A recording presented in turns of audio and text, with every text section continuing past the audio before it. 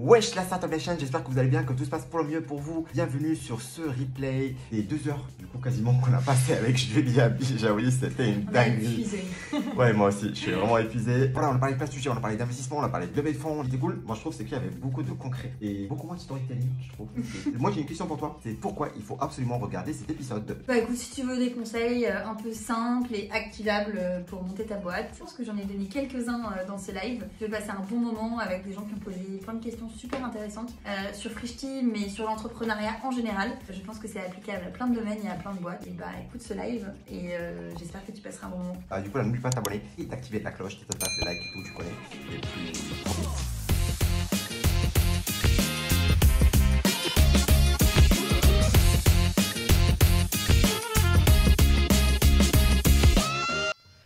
Et c'est parti, bonsoir, bonsoir, bonsoir, bonsoir, bonsoir, bonsoir, je vais le dire plein de fois.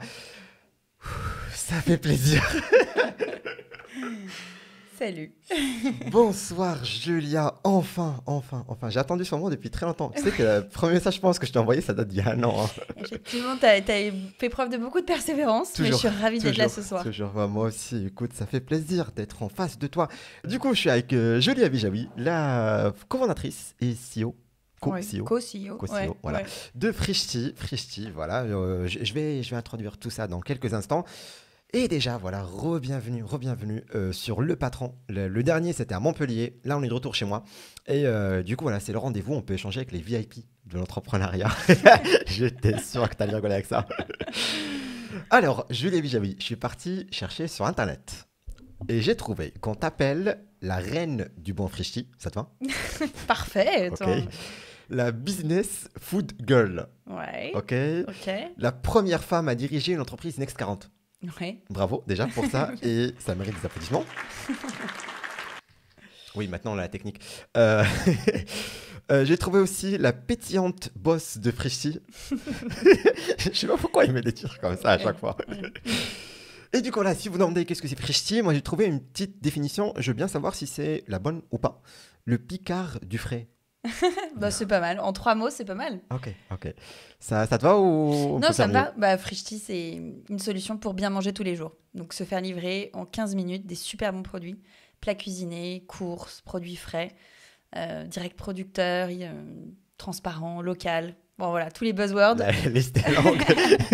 Mais en 15 minutes chez toi. Voilà. Ok, trop cool. Je m'attendais à blockchain, NFT, crypto, voilà, comme ça, t'enchaînes sur ta liste. Alors ça, tu vois, j'ai eu l'idée il y a 7 ans. Donc à l'époque, oui, il n'y avait pas de crypto. J'avoue. On va parler de plein de choses. On va démarrer avec une petite intro, du coup, pour savoir qui est Julia, la personne, voilà. Et après, du coup, on enchaîne sur Frishti, la boîte. Après, on enchaîne sur vos questions. Donc, vous pouvez poser tout type de questions durant tout live. Voilà, on va prendre plein de questions. On va répondre à toutes les questions. Toutes, voilà, sauf quelques-unes, mais ça on verra pendant le live. Et qu'est-ce que j'allais dire d'autre? Et puis on va enchaîner sur ma pire anecdote. Et après, du coup, on va enchaîner sur les questions, encore une fois. Et après, on va terminer avec la minute mentorat. Et on a quelqu'un qu'on va mentorer dans quelques instants. Bon, à la fin, voilà, c'est pas dans quelques instants, dans 1 heure. Qu'est-ce que j'allais dire? Voilà. Moi, la question que je pose à mes invités, c'est par rapport à la semaine. Parce que d'habitude, on le fait le mardi. Donc, j'ai le temps pour demander est-ce que ta semaine était start-up au calme? Du coup, j'ai posé la question par rapport à la semaine dernière. Est-ce que c'était plutôt start-up ou c'était plutôt tranquille? Plutôt tranquille. Qu'est-ce que t'as fait? Qu'est-ce que j'ai fait? J'ai bossé, j'ai aussi passé du temps avec mes filles, préparé des prochaines vacances, rencontré des gens très intéressants. Et en ce moment, j'ai plus de temps pour m'ouvrir aussi au monde et sortir de ma cave. Parce qu'on en pourra en reparler, mais voilà, on a été dans la cave pendant 7 ans et demi. Donc voilà, une semaine très intéressante, mais plutôt au KLM. Ok, trop cool, ça va très très bien. Les amis, on enchaîne du coup sur qui es-tu après le jingle.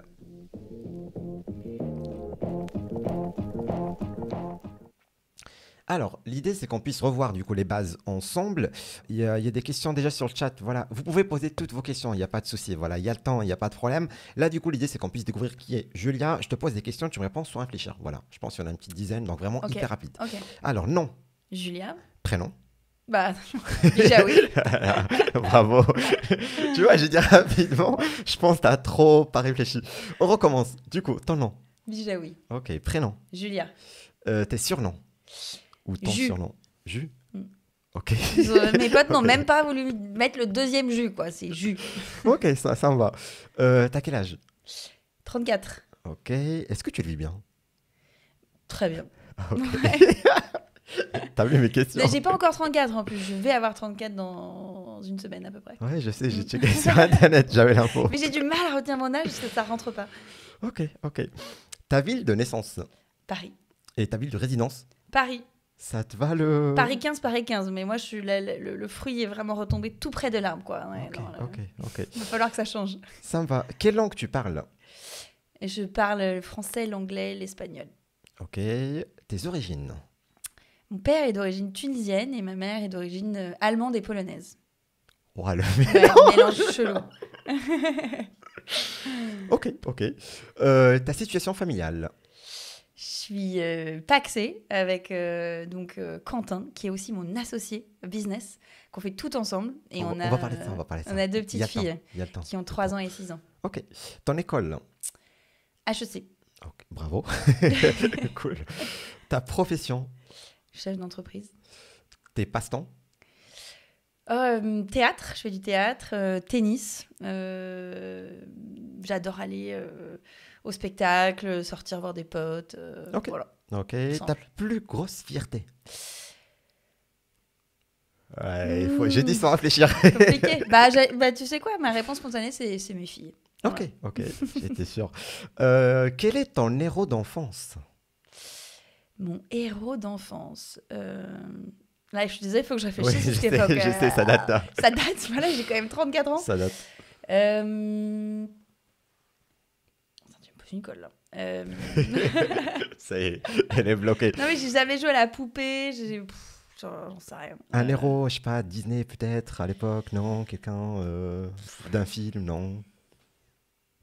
Je vais y réfléchir, je te Ok, réponds après. ok, ça marche. Et la question la plus dure, si tu devrais choisir entre Frichy et Quentin, tu prends qui? Je facile. voulais la poser. C'est facile. Quentin. Ok. Il regarde Au cas où il l'émission. m'écoute ce soir. Voilà, c'est ça. Sinon, bon, s'il est pas là, non. Ok, ça marche. Et il y a une partie que j'adore faire. Ça s'appelle un petit peu on va dire le Cupidon au calme. Voilà, je viens d'inventer son nom. En gros, c'est simple. C'est que tu vas regarder la caméra, tu vois. Ok. Et imagine qu'il y a Roxane Varza derrière la caméra. Mhm. Et tu vas t'adresser à elle. Et après, moi, j'envoie le petit extrait. Ok. Salut Roxane, j'espère que tu vas bien. Ça fait hyper longtemps qu'on s'est pas vu. Figure-toi que j'ai déjeuné avec ton mari ce midi. Il est trop sympa. Il m'a donné plein de super conseils. C'était génial de discuter avec lui. Bon, j'espère qu'on pourra se faire un déj, nous deux, aussi très vite. Ciao. Yes, parfait. Ok, ça arrive dans sa boîte aux lettres bientôt. Yes. Je pense qu'on a eu pas mal d'infos sur toi. J'attends toujours l'héros d'enfance, si t'as l'info. Ouais. Mais ça serait bien qu'on enchaîne sur la boîte, du coup, Frichy. Comme ça, Ok. très rapidement. Comme ça, les gens ont un petit récap un peu. Et comme ça, on peut enchaîner sur les questions. Ça, ce qui m'intéresse, moi, c'est vos questions. Donc, on enchaîne sur le pitch pour savoir plus sur Frichy après le jingle.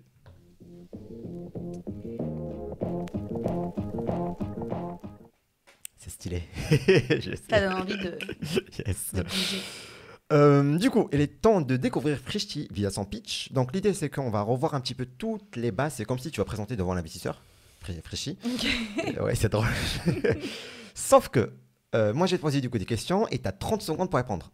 Ok. Et du coup, cette fois-ci, les amis, j'ai réussi à avoir du matos, voilà, de plus. Et du coup, j'ai des sabliers, voilà, je sais pas si vous voyez, voilà, j'ai des petits sabliers avec moi. Et ce qui va se passer, voilà, c'est qu'avec ces sabliers-là, on va le tourner à chaque fois. Du coup, tu as 30 secondes pour répondre.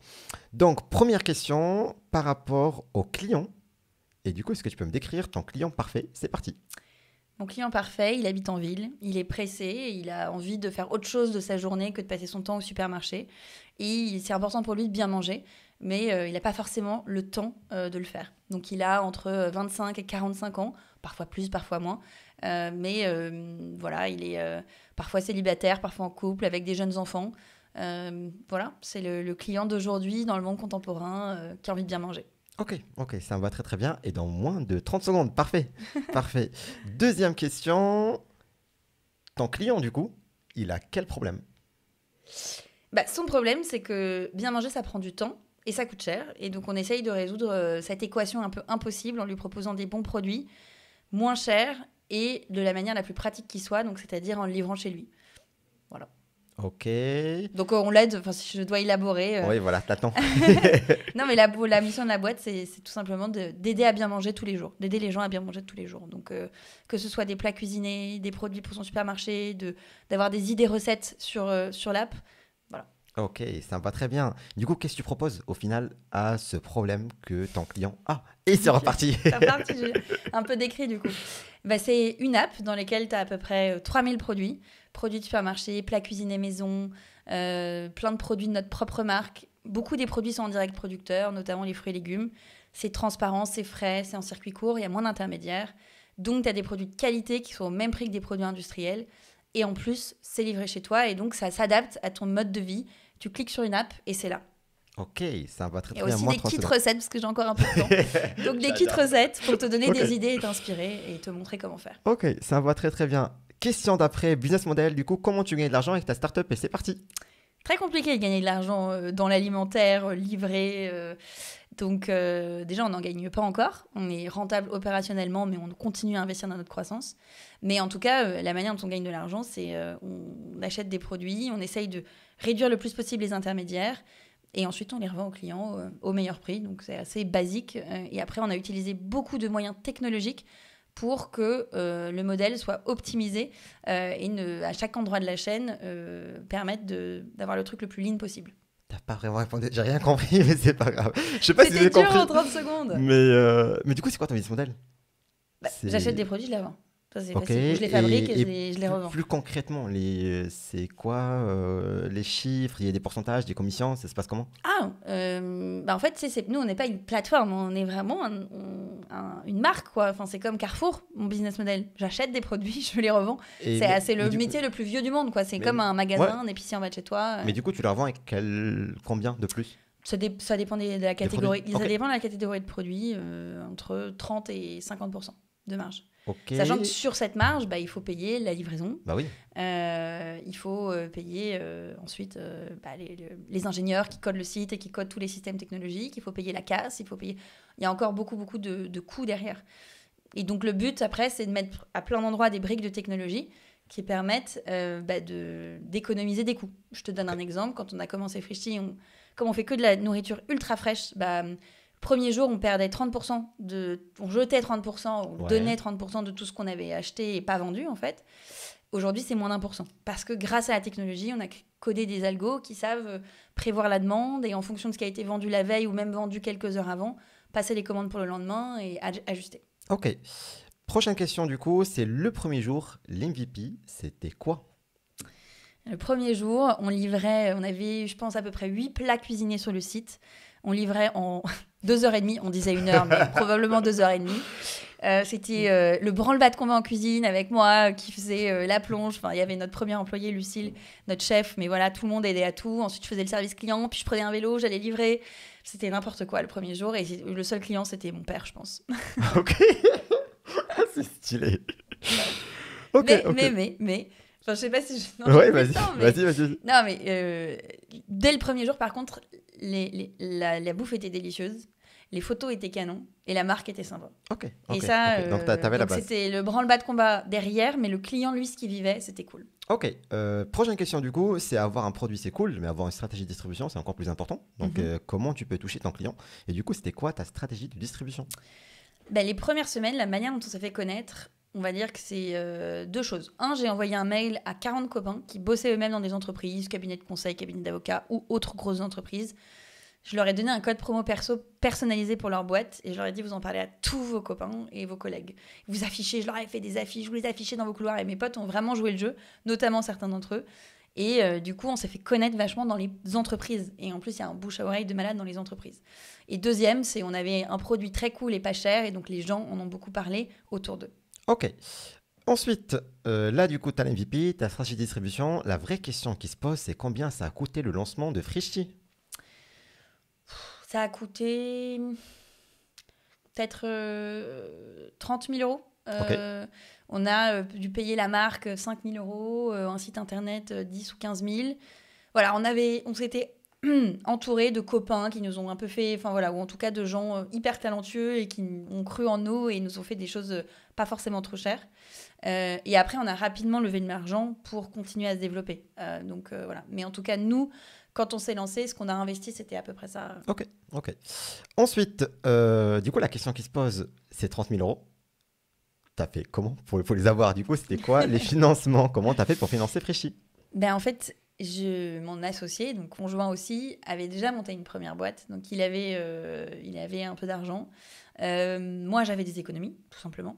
Et en plus de ça, j'avais négocié avec mon ancien employeur, qui était aussi mon conjoint associé, qu'il me fasse une rupture conventionnelle. Donc, j'avais le chômage. Donc, après, j'ai pu vivre comme ça. Et effectivement, les 30 000, c'était des économies perso. Ok. Attends, mais du coup, juste, il y a un truc que j'ai pas capté. Tu bossais chez ton mari? Ouais. Ok, À la stylé. base, Ok, ça marche. on s'est rencontrés dans sa première boîte. Ok, trop stylé, j'adore. Next, du coup, pourquoi Julia et Quentin, du coup, et pas quelqu'un d'autre? Parce que on a une passion pour faire des produits géniaux pour les clients, avec une attention pour le détail, pour la marque, et que on aime construire des systèmes. Voilà, je te dis un produit, des services géniaux pour les clients, mais aussi tout le business model qui va derrière. On a construit tout un système logistique pour Freshly. On bosse dans l'e-commerce depuis 12-15 ans maintenant. On a déjà eu une première boîte qui était à l'époque Birchbox. Donc on a de l'expérience, beaucoup d'énergie, beaucoup de passion et un intérêt de fou pour la mission qui est d'aider les gens à mieux manger. Ok. Next, vos concurrents. Quels sont vos concurrents? Il y en a 1 milliard de concurrents. Non, mais en fait, plutôt que d'aller chez nous, tu peux aller dans ton supermarché d'en bas, Ouais. tu peux aller au restaurant, tu peux commander sur Uber Eats, sur Deliveroo, tu peux commander chez des acteurs du quick commerce, tu peux juste aller chez Monoprix. Enfin, il y en a un. En fait, dans la food, tu as 1 milliard de concurrents parce que c'est le marché le plus gros qui soit, mais du coup, c'est aussi un des marchés les plus concurrentiels et donc tout le monde est un concurrent potentiel. Ok, ça marche. Et du coup, la question qui se pose, maintenant qu'on sait tes concurrents, qu'est-ce qui fait la différence entre toi et eux? Mais ce qui différencie notre service, c'est la praticité. On livre vite, de manière fiable. 2, c'est des produits de qualité que tu peux pas trouver ailleurs. Vraiment, le rapport qualité-prix qu'on essaye de faire sur les plats cuisinés, sur les produits de notre propre marque, c'est beaucoup, beaucoup de travail et assez peu de marge pour arriver à ce résultat-là. Donc l'idée, c'est que c'est transparent, c'est pas cher et c'est vraiment bon dans l'assiette. Ok, trop cool. Suivant, même si tu as répondu un petit peu à la question tout à l'heure, le premier recrutement hors associé, c'était qui? C'était Lucille, la chef de Freshly, qui ensuite est devenue directrice de toute la food, y compris de la partie supermarché. Mais bon, à la base, elle était en cuisine. Après, elle n'a plus jamais touché un couteau au bout d'1 an et demi. Mais pendant 1 an et demi, c'était elle. Et elle venait d'un resto étoilé. Elle avait fait ses classes Royal Monceau. Voilà, c'était une super chef et ça s'est avéré être aussi une super entrepreneur. Et même si elle n'était pas cofondatrice, elle était là depuis le début. Et elle faisait beaucoup de l'ADN de la boîte. Et ça a été une super belle aventure parce qu'elle vient de partir, mais on a bossé ensemble pendant 7 ans. Ok, Lucille Valentin. Lucille. Ok, salut du coup à Lucille. Et la dernière question, comment tu voyais la suite de Freshly au lancement? Pour moi, Freshly, j'ai toujours imaginé que c'était une boîte qui allait durer beaucoup, beaucoup de temps parce que la mission est tellement large, aider les gens à bien manger. Mais en fait, il y a 1 milliard de manières de le faire. Il y a leur livrer des produits, mais il y a aussi créer un média pour les inspirer, leur montrer qu'en fait, c'est facile de bien manger, pourquoi pas, remonter jusqu'au champ et aller et acheter faire des partenariats avec des agriculteurs. Enfin, en fait, là, en l'occurrence, on a vendu, mais on aurait pu continuer encore de nombreuses années parce que cette mission, elle est géniale et il y a tellement de choses à faire. Donc, je le voyais de manière assez infinie. Ok, ça marche. Merci beaucoup pour ces infos, je te laisse boire, voilà.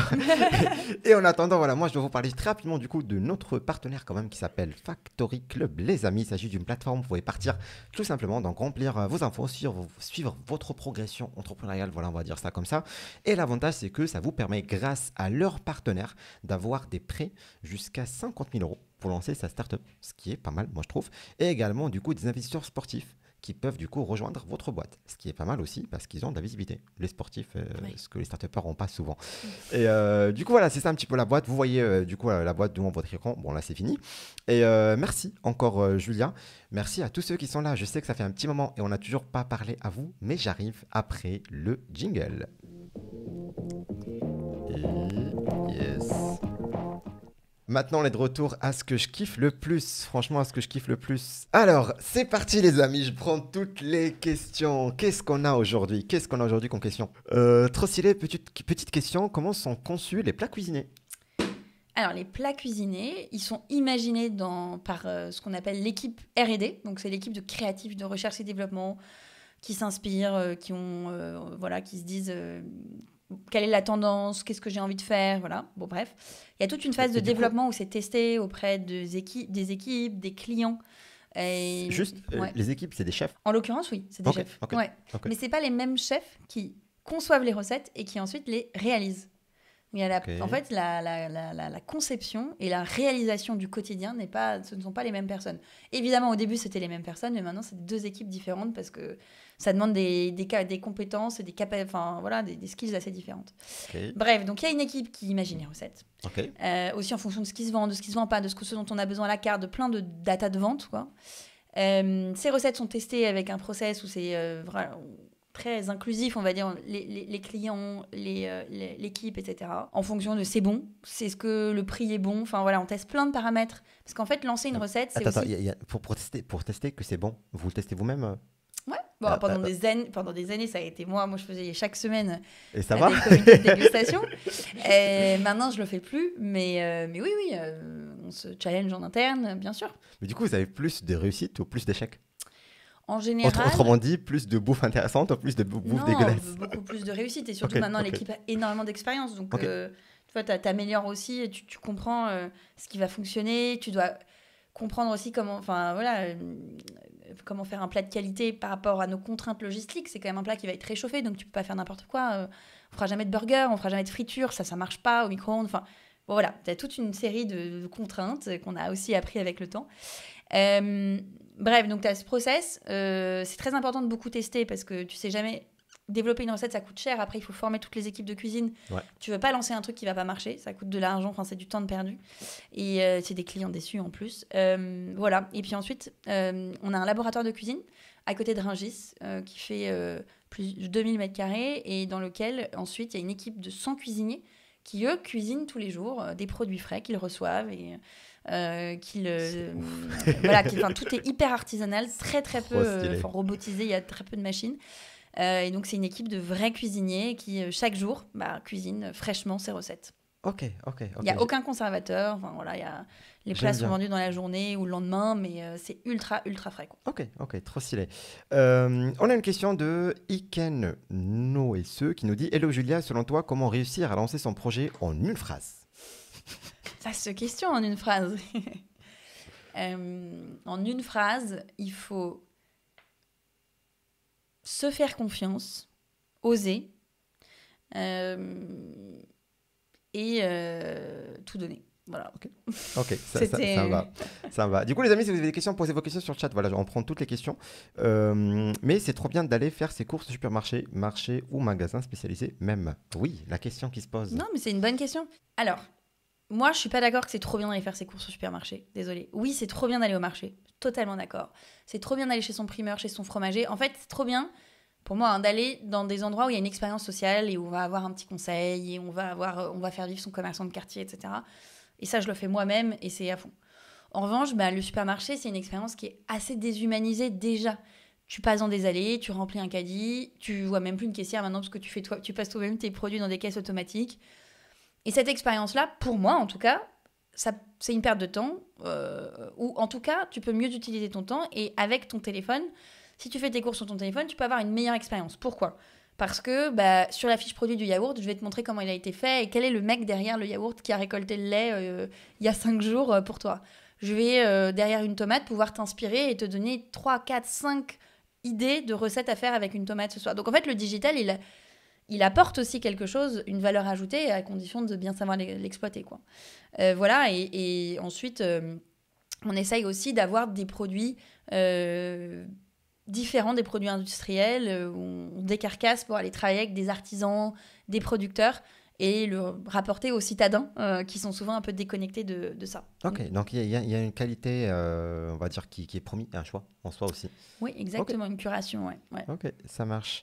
Alors, on enchaîne. Vous avez quand même pas mal de concurrents, si je ne me trompe pas. Comment vous avez fait pour rivaliser? Très très bonne question de Luplex, merci. On a énormément de concurrents. D'ailleurs, je l'ai dit, tout le monde est un concurrent. Enfin, n'importe qui sort dans la rue, ouvre une boutique et vend 3 tomates, c'est un concurrent. Mais pour être plus précise, effectivement, on a eu différentes phases de concurrence. Quand on a commencé à se lancer, nos concurrents, c'était Uber Eats, Deliveroo, qui arrivaient un peu au même moment sur le marché avec un modèle différent qui était la livraison de restaurants. Mais nous, à l'époque, on faisait que des plats cuisinés. Donc, c'était voilà, pas la même chose, pas du tout le même business model, mais quand même, tu avais cette alternative-là. Donc, la manière dont on rivalisait, c'est que nos plats étaient beaucoup moins chers que ceux d'un restaurant. Un plat chez Frischti, c'est 7-8 euros, pas 15. Donc, l'idée, c'était de dire, nous, on cuisine de manière plus efficace qu'un restaurant, parce qu'on va cuisiner sur 2000 m², là où lui va cuisiner petit plat par petit plat. C'est très bien, mais c'est, on va dire, ça ne permet pas d'avoir des économies d'échelle et une efficacité de production. Donc nous, on va prendre ça, on va prendre des très bons produits et puis on va les faire moins chers parce qu'on se sera mieux organisé avec plus de volume. Ok. Et donc ça, c'était la manière dont on rivalisait, c'était une qualité fait maison, moins cher, beaucoup moins cher. Et ensuite, il y a une deuxième vague de concurrents, on va dire, c'est plus récent, c'est le quick commerce. Et là, c'était plus sur la partie course, livraison en 10 minutes, 15 minutes, des courses. Et là, la manière dont on se différenciait et dont on rivalisait, c'est notre marque et notre inventaire. Donc, je l'ai dit, redit, notre inventaire, il se veut différent. C'est pas l'inventaire du supermarché d'en bas de chez toi. Donc, tu viens chez nous parce que tu as envie de quelque chose de différent et de mieux manger pour un prix équivalent. Et puis, la marque, quand même, Frischti, c'est une marque qui est drôle, aspirationnelle, hyper locale, hyper assez française, etc. Qui n'est pas forcément aussi l'image qu'on a de marques plus américaines, enfin de grosses plateformes internationales. Voilà, donc une marque proche de ses clients, la marque a toujours été très importante. Ok, il y a trop de questions. Oh là là, on va rester là jusqu'à minuit. Cool. Moi, j'ai une question déjà avant qu'on enchaîne sur ça. Si demain, je veux lancer Frischta, du coup, c'est Frischti, mais à moi, tu vois. Et voilà, et on est associés. Du coup, qu'est-ce que tu me donneras comme conseil ou comme méthode? Voilà, qu'est-ce que tu me diras? Tu veux lancer la même chose? La même chose, copier-coller. Tu vas me dire non, fais-le pas, voilà. C'est ça, casse-toi en courant. C'est dur. Qu'est-ce que je te donnerais comme conseil? Il y en aurait... Donc, en gros, je me parle à moi-même il y a 7 ans, c'est ça? D'une manière ou d'une autre, oui. Du coup, avec une autre boîte qui s'appelle Frischta et pas Frischti. Fais pas trop de choses en même temps. Et concentre-toi sur faire bien une chose à la fois. C'est le conseil que je te donnerais. Et après, vise la lune. Enfin, fais ce qu'on a fait, quoi. Vise la lune, les étoiles. Ça a été une aventure de dingue aussi parce qu'on a mis beaucoup d'ambition. Du coup, on a eu les moyens derrière cette ambition. Et ça a eu les défauts de ce rythme de dingue, mais ça a eu aussi les énormes qualités de réussir quelque chose, d'être entouré de gens brillants. Voilà, entoure-toi très très bien aussi. C'est super important. Ça marche, ça va. Et c'est parti, je vais lancer ça demain. Mais bon courage. Sans moi en tout cas. Ça va être compliqué, ça va être compliqué. Alors, qu'est-ce que j'allais dire? On enchaîne. Baba du coup qui nous dit, vous avez déjà eu recours à une levée de fonds? Oui, on a levé plusieurs fois des fonds. En tout, on a levé entre 80 et 100 millions d'euros sur Frischti. Donc, c'est un projet qui a... Divisé sur 7 ans, quoi. Donc après, sur combien de tours, tu veux dire? 5 tours. Ok. Dont certains qu'on n'avait pas forcément annoncés, donc 3 tours publics, mais 2 tours ensuite. Donc oui, on a levé des fonds et c'était nécessaire pour un tel projet, puisque en fait, Frischti, c'est toute une infrastructure c'est immobilière, logistique, technologique, qu'il fallait financer. Ok, et du coup, j'ai une question. Pourquoi ne pas annoncer son tour de levée de fonds? Parce qu'en l'occurrence, c'était des tours internes et on a choisi à ce moment-là de pas l'annoncer. Aussi c'est un marché très concurrentiel, comme beaucoup l'ont souligné. Tu n'as pas envie de révéler forcément toute ta stratégie à tes concurrents. Ça marche. Vénuy qui nous dit, as-tu eu l'idée de Frischti pendant tes études? Non, pas du tout. J'ai toujours... adoré la bouffe et voulu travailler dans ce secteur, en revanche, mais je l'ai eu au moment où je suis partie de ma première expérience de travail chez Birchbox, du coup. Et je cherchais une idée et on a eu cette idée avec mon associé. Donc voilà, pas pendant mes études. Ok, ça marche. Luplex, parfois on dit qu'il faut faire sa boîte avec ses potes. Qu'est-ce que t'en penses? Toi, tu l'as fait avec ton mari, c'est encore pire. Ouais, je l'ai fait avec mon mec, moi. Pire, bien pire. Non, mais en fait, j'en pense que souvent, parfois, les gens vont dire « Ah non, surtout pas avec un pote. Ah non, surtout pas avec un conjoint et tout. » Je pense qu'il n'y a pas de règle. Et il faut par contre vachement bien se connaître et connaître l'autre. Et nous, ça faisait déjà 3 ans et demi qu'on bossait ensemble. Donc on se connaissait très bien. Et pour autant, on a encore découvert plein de choses l'un sur l'autre.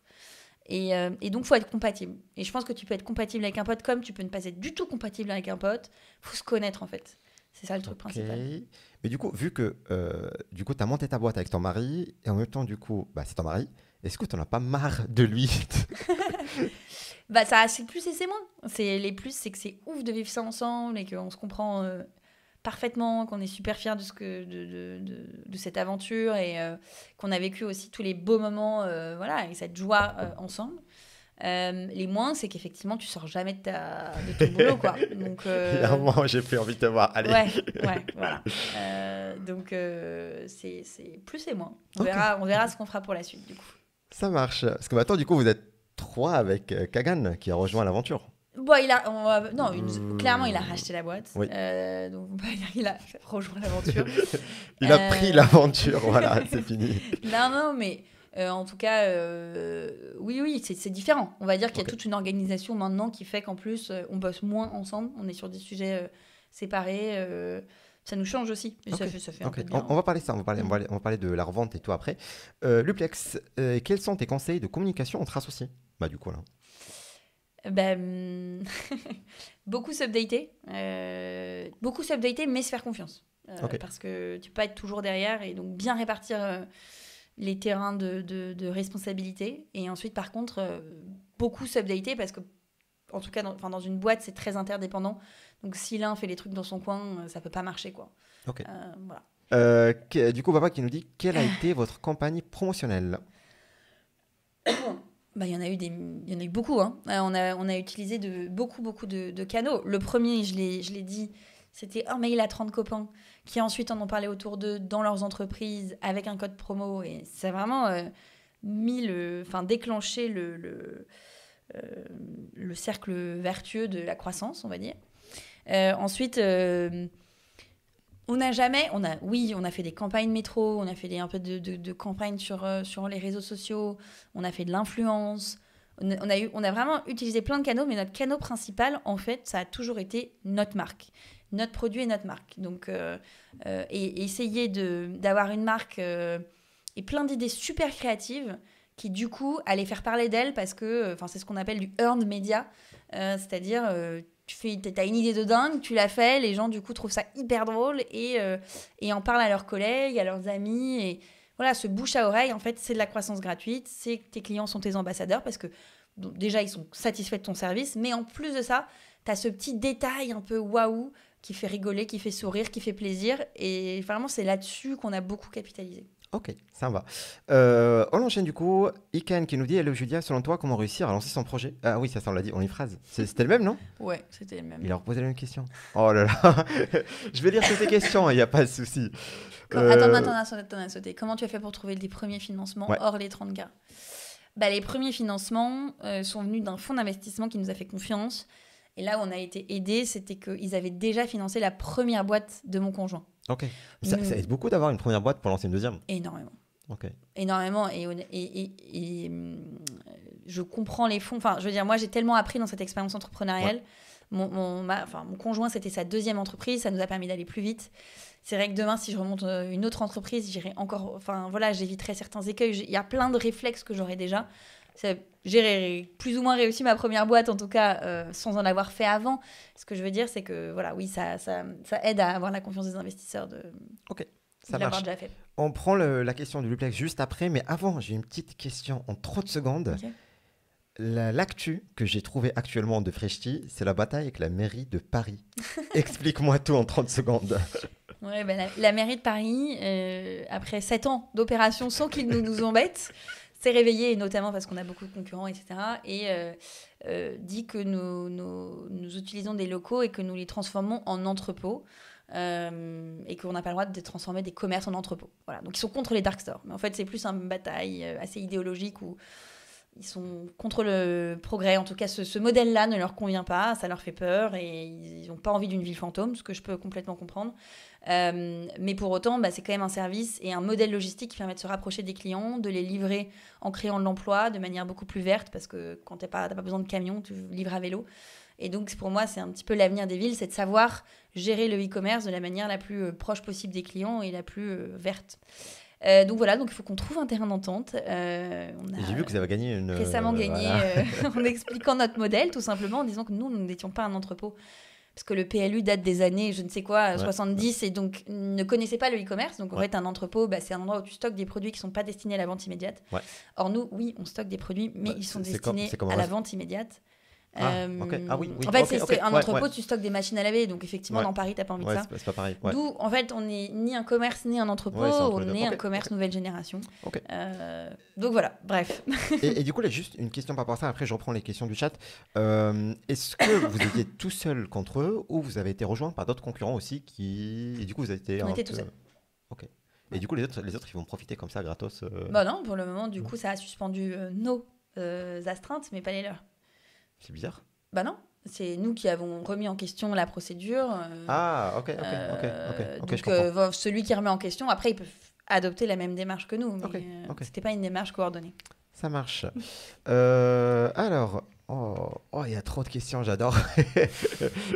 C'est trop stylé. Ça fait un moment que j'ai pas eu autant de questions. Alors, oui, Luplex, c'était quoi le plus grand défi pour la boîte ? Le plus grand défi pour la boîte, ça a été de faire beaucoup de métiers en même temps. Donc, à la fois créer une marque food avec tous nos produits, ce savoir-faire aussi de cuisiner en grande quantité des produits frais, que ça reste bon, etc. Créer un système logistique hyper complexe parce que tu dois livrer en 15 minutes des produits frais à des gens. Donc, il faut l'inventer et puis il faut que la technologie t'aide à le gérer. Et puis, tu crées une marque, un écosystème de croissance. Et puis, bien sûr, après, comme toutes les boîtes, tu crées aussi une équipe. Mais donc, tu crées une tech, une logistique, une marque food, du marketing. Enfin, tu vois, il y avait beaucoup de boîtes dans la boîte. On a aussi, j'en ai pas parlé, mais des cantines virtuelles en B2B, qui est une manière pour nous de grandir et ça marche très fort. On a inventé beaucoup de choses et ça a été le défi. Ça a été le vrai défi, ça a été comment on organise tout ça, comment on le gère. Parce que beaucoup d'idées et beaucoup de choses à faire. Ok, juste. Pardon, faut pas que je touche ça. Non, il n'y a pas de souci. Alors, je continue avec les questions, les amis. Gillan Master CV qui nous dit: est-ce que le fait de sortir d'HEC t'a apporté une facilité niveau visibilité, crédibilité auprès des invest clients? Très très bonne question, merci beaucoup. Ouais. HEC, est-ce que ça aide? Oui, je vais pas vous mentir, bien sûr. Maintenant, visibilité, pas trop. Ouais. Enfin, le fait d'être une femme m'a beaucoup aidée en termes de visibilité, puisque il y a peu de femmes, et donc dès qu'il y a une femme entrepreneur qui veut bien prendre la parole, elle est surmédiatisée, et c'est très bien. Il y a de la discrimination positive, et c'est important de la créer, parce qu'il faut encourager d'autres femmes à entreprendre et montrer que c'est possible. Donc niveau visibilité, c'est pas HEC, mais voilà. Et crédibilité auprès des invests. Bon, clients pas du tout, parce que j'ai pas de clients B2B, enfin tout le monde s'en fout, quoi. Ils veulent juste de la bonne bouffe pas chère, donc voilà. Et par contre, oui, investisseurs ou partenaires, au tout début, ça a aidé. Après, les gens te jugent sur les résultats de ton entreprise. Mais du coup, j'ai une question. Ton associé, donc ton mari, il a fait quoi comme école? Il a fait Dauphine. Ok. Voilà. Et puis c'est vrai, comme je le disais, ce qui nous a aidé par-dessus tout, c'était le fait qu'il ait déjà fait une première boîte, que moi j'avais rejoint cette boîte, j'étais la 10e employée, donc on avait déjà eu cette première expérience entrepreneuriale, c'est ça qui a le plus compté. Ok, Luplex qui nous dit: est-ce que toi t'investis dans les startups? Ouais, j'investis dans les startups, depuis récemment. La première s'appelle Startup au calme, exclu. Donc on commence tout doucement notre activité de business angel et ça c'est sympa. C'est annoncé ou privé? Non, tu veux dire des exemples? Ouais. J'ai investi dans une marque de mode qui s'appelle Salut Beauté. Ok. Très sympa pour les femmes décomplexées qui ont envie d'être à la mode et de manière éco-responsable. On a investi dans une boîte qui s'appelle Révise, qui est une app pour les étudiants. Ah oui, mais je connais. Tu connais? Oui, je connais très bien. Ah bah, super. Donc, pour tous ceux qui veulent réviser leur bac, leur brevet, leurs examens, c'est un TikTok c'est un éducatif. TikTok de l'éducation avec des vidéos qui sont faites surtout par des étudiants, pour des étudiants. Donc, c'est pas un prof de 50 ans qui t'apprend le théorème de Pythagore, et c'est des gens qui, à chaque fois, utilisent des méthodes très différentes parce qu'on n'a pas tous la même manière d'apprendre. Et qui du coup en fait tu permets en 1 minute de comprendre la liberté en philo ou le théorème de Pythagore en maths, quoi. Trop cool. Je sais pas si Enzo il est là, mais ça va être archi cool parce que du coup je connais un des associés. D'accord, ok. Cool. Mathieu, bonsoir à vous deux. Comment ça se passe la livraison chez Frishti jusqu'au client? Les livreurs sont-ils vos salariés? Donc la livraison, déjà comment ça se passe? On a plein de micro-magasins dans la ville, enfin quand même quelques centaines de mètres carrés, mais dans lesquels sont reçus des stocks de produits frais. On approvisionne 2 fois par jour. Okay. Ensuite, il y a des livreurs qui le prennent et il y a un hub par quartier, et donc ils vont livrer en 10 minutes, 15 minutes le client. Est-ce que les livreurs sont salariés? Non, les livreurs ne sont pas salariés. C'est le seul maillon de la chaîne qu'on n'a pas salarié et qu'on a externalisé, parce que le reste, nos préparateurs de commandes, les cuisiniers, etc., on est 500 chez Frishti, donc on est assez nombreux. Et là, les livreurs, non, ils sont indépendants ou salariés par d'autres entreprises avec qui on passe des contrats de sous-traitance. Pourquoi les livreurs sont indépendants? On a commencé par les salariés pendant 1 an et demi. On s'est rendu compte que c'était compliqué, déjà qu'on faisait beaucoup de métiers, comme je l'ai expliqué, et que ça faisait beaucoup pour nous de gérer un métier de plus en interne. On s'est aussi rendu compte que c'était un métier où c'était difficile de fidéliser, parce que c'est souvent un métier de complément ou de transition, et que les gens qu'on embauchait nous disaient « je pars parce que je veux plutôt le faire en auto-entrepreneur, ça me laisse plus de flexibilité pour faire mes études ou pour faire un autre job ou pour faire ci ». Donc c'était tout simplement le modèle qui était le plus adapté, et qui était à la fois pour nous et aussi pour les livreurs, même si c'est pas toujours l'image qu'on en a. Ça marche. Je reprends les questions dans quelques secondes. Donc il n'y a pas d'inquiétude, parce que là j'ai envie de parler d'un sujet. Vu que vous avez parlé de livreurs, tu sais très bien de quoi je vais parler. Voilà, un gros sujet qui date un petit peu, mais voilà, c'est toujours bien de revenir sur des thématiques comme ça. Du coup, je vais te dire quelque chose et tu as après 30 secondes pour te défendre. Alors, il y a un article qui date de Libération, du 1er juin 2020 de Libération. Et le titre de l'article, il s'appelle « Sans papier, sans contrat, bienvenue chez Frishti ». Ça fait peur. Alors, après, du coup, c'est marqué où on parle de nombreux travailleurs qui sont employés illégalement par un sous-traitant de la plateforme et ne sont parfois pas payés pendant des semaines. Karim raconte à Libé sa vie de livreur de bonheur. Qu'est-ce que tu as à dire sur ce sujet-là? Ouais. Karim, nous, on payait son emploi. Oui, Merci beaucoup. Parce que du coup, il y a tout ce qui est abonnement et tout. Effectivement, comme je disais, on peut travailler avec des sous-traitants. Il se trouvait que c'était un sous-traitant avec qui on était en train d'arrêter de travailler parce qu'on avait senti qu'il n'était pas clair. Nous, on payait le sous-traitant de Karim, mais après, le sous-traitant, en l'occurrence, qui était son employeur, ne le payait pas. Donc voilà, après, on a dédommagé Karim, du coup, à la suite de cet article. Et par ailleurs, ça a déclenché une crise en fait beaucoup plus large où on a eu découvert en fait que 200 des livreurs auto-entrepreneurs qui travaillaient pour nous étaient en fait sans papier. Et du coup, c'est engagé un combat pour tenter de les faire régulariser. Ce qu'on a réussi, après de longues semaines de négociations avec l'administration, à faire pour la moitié d'entre eux. Et l'autre moitié, on a dû évidemment arrêter de travailler avec eux parce qu'on ne peut pas travailler avec des gens, avec des partenaires sans papier, mais on les a également dédommagés. Donc, ça a été une période très compliquée, avec une situation complexe qui n'était pas forcément toujours évidente à expliquer. Là, en plus, la raison pour laquelle on s'est retrouvés dans cette situation, ce serait compliqué de rentrer dans les détails, mais c'était une faille juridique qui faisait que nous, pourquoi on s'est retrouvés avec autant de livreurs sans papier, c'est qu'on checkait leur cabis et la validité de leurs auto-entreprises, mais pas la validité de leurs papiers, puisque normalement, quand tu es auto-entrepreneur avec un cabis et un numéro de SIRET valide, t'as des papiers en France, mais en fait non, parce que l'URSSAF ne fait pas son travail, et donc on s'est retrouvé dans cette faille juridique dont on n'avait pas la connaissance. Et bref, il nous est arrivé donc cette énorme tuile, on peut le dire, c'était très dur, mais ce dont je suis fière, c'est qu'on l'a géré en respectant nos valeurs et en aidant ses partenaires Et on a assumé, on leur a pas tourné le dos et Ok. ça s'est bien terminé. On enchaîne juste sur ça parce que tu as parlé tout à l'heure de marque et d'image de marque, comme quoi Mm. vous avez cette marque Frishti qui fait la différence par rapport aux concurrents. Avoir un truc comme ça qui Ouais. va totalement, on va dire, tuer la marque, comment vous avez réagi par la suite niveau communication pour pouvoir rebondir? Ouais, bah, ça l'a pas tué, heureusement, parce que je pense qu'on a plutôt bien géré et qu'on a été super transparent. Moi, j'ai fait un post LinkedIn, on a fait des posts sur Instagram, on a essayé d'expliquer pourquoi on était dans cette situation, comment on était en train de la gérer, une fois que c'était géré, comment ça s'était réglé. Ok. Et donc les gens ont vu que, bah oui, c'était clairement la tuile et on avait peut-être fait preuve de naïveté et on a assumé en tout cas notre erreur. Qu'on est resté humain et voilà, une des valeurs de la marque c'est d'être humain, c'est d'être authentique, tu peux pas faire bien manger les gens si tu traites mal les gens dans ton écosystème. Donc voilà, on a expliqué tout ça et pour les gens qui ont bien voulu nous écouter, ils ont complètement compris. Ok. Après, effectivement, quand tu lis un titre d'un article par-ci et voilà, t'as peut-être des gens qui ont fait une croix sur nous et c'est la vie quoi. Ok, ça marche. On enchaîne du coup. Il y a encore beaucoup de questions. Oh là là là, j'adore. Et c'était qui que tout à l'heure pour le follow? Merci beaucoup. Ah, on est plus de 700, merci. Ça fait plaisir. Ah là là là, ça fait plaisir, ça fait plaisir. J'étais sûr qu'on allait dépasser ce chiffre aujourd'hui. Cool. Alors, je prends quoi comme question? Bonsoir à vous deux, ça on a dit. Alexandre qui nous dit ce que vous proposez, c'est donc bien différent des Dark Kitchen. C'est des Dark Kitchen au final, non? Non, pas Non. du tout. C'est pas des dark C'est- kitchen. c'est Il a des raison. Il a entrepôts. raison. En fait, voilà, dans la ville, nous, on n'a que des magasins. Voilà, Ok. où on livre des produits déjà cuisinés. Effectivement, Ailleurs. nos cuisines, c'est cuisiné ailleurs, Ok. quelques heures auparavant, donc c'est différent. On ne livre pas chaud, Ok. on livre froid à réchauffer. Louisia qui nous dit comment tu as réussi à recruter du coup ta première employée.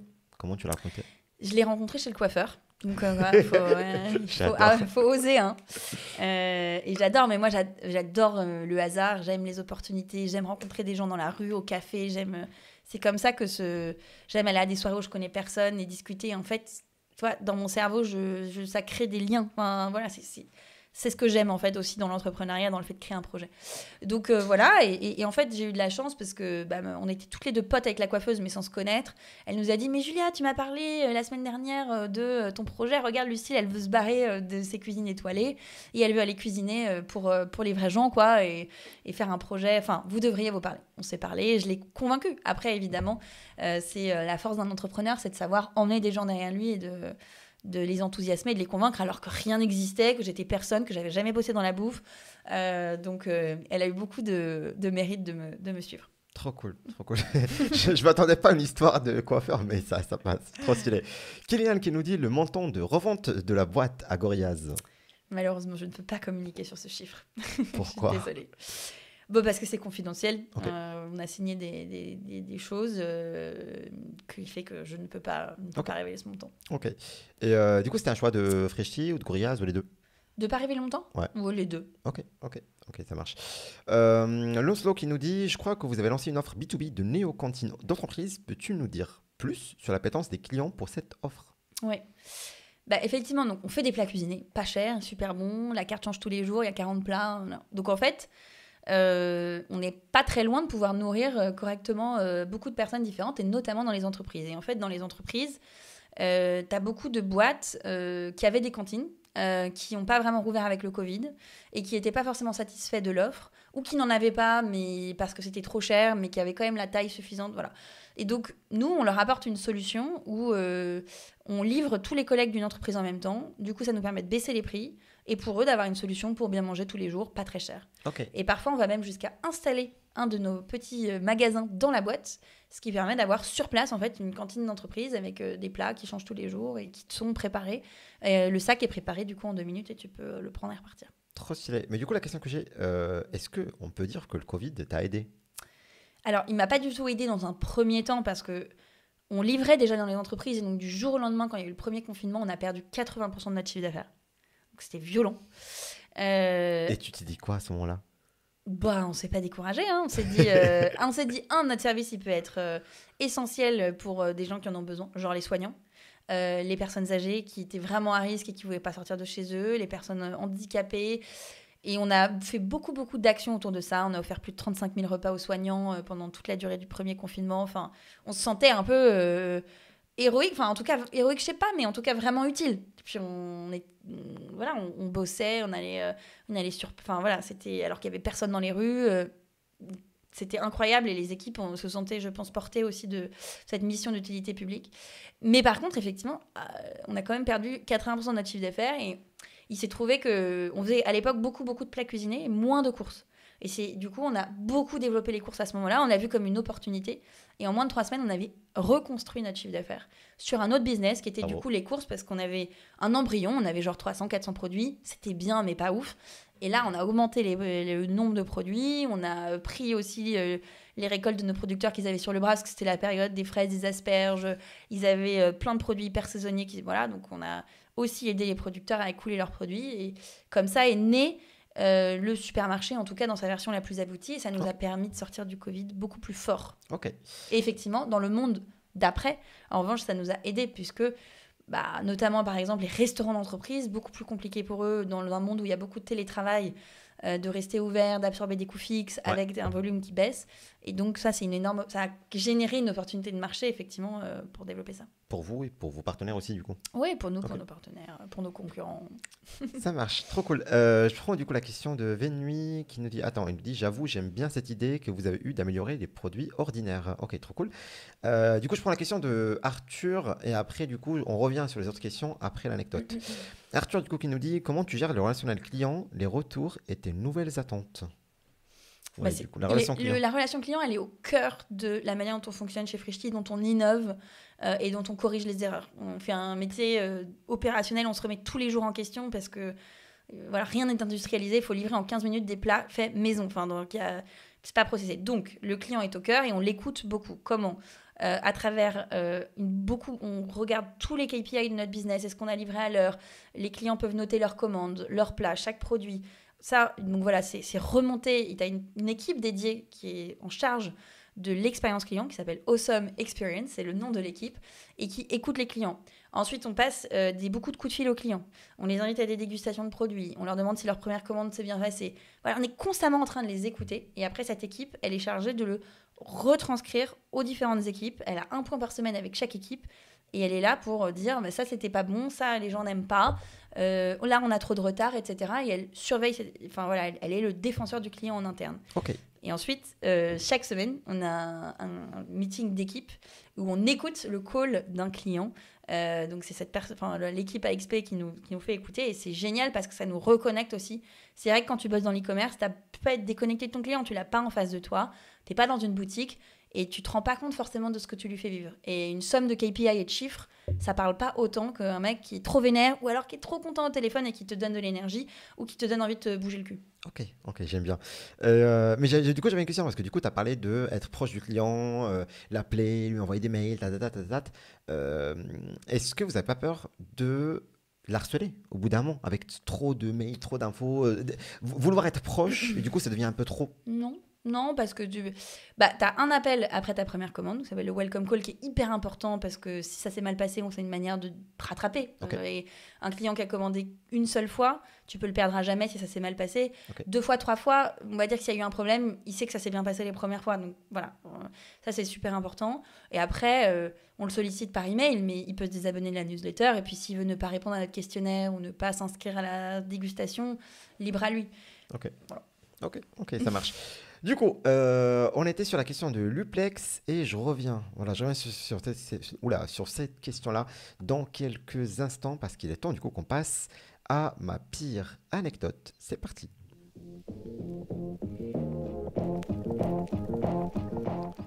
Alors, pour t'expliquer, est-ce que tu connais le concept ou pas? Non, pas du tout. Ok, en gros, c'est un concept qui est un peu connu dans la série YouTube, on va dire.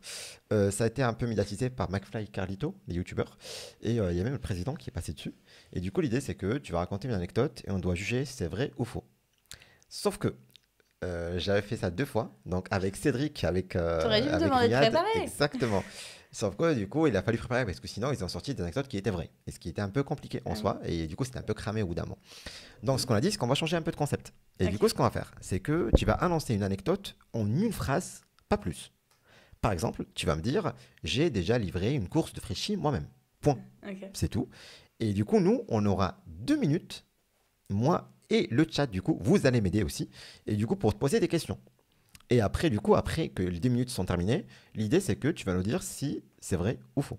Ça te va? Ok. Donc, tu dis une phrase, après du coup, soit vrai, soit faux. Mhm. Et après, du coup, on doit en deux minutes te poser plein de questions pour qu'on puisse deviner si c'est vraiment vrai ou faux. Ok. Ça marche. Il y a un petit exercice quand même de si tu mens, il faut vraiment tenir au mensonge jusqu'au bout. C'est ça ce qui est très drôle. Ok, cool.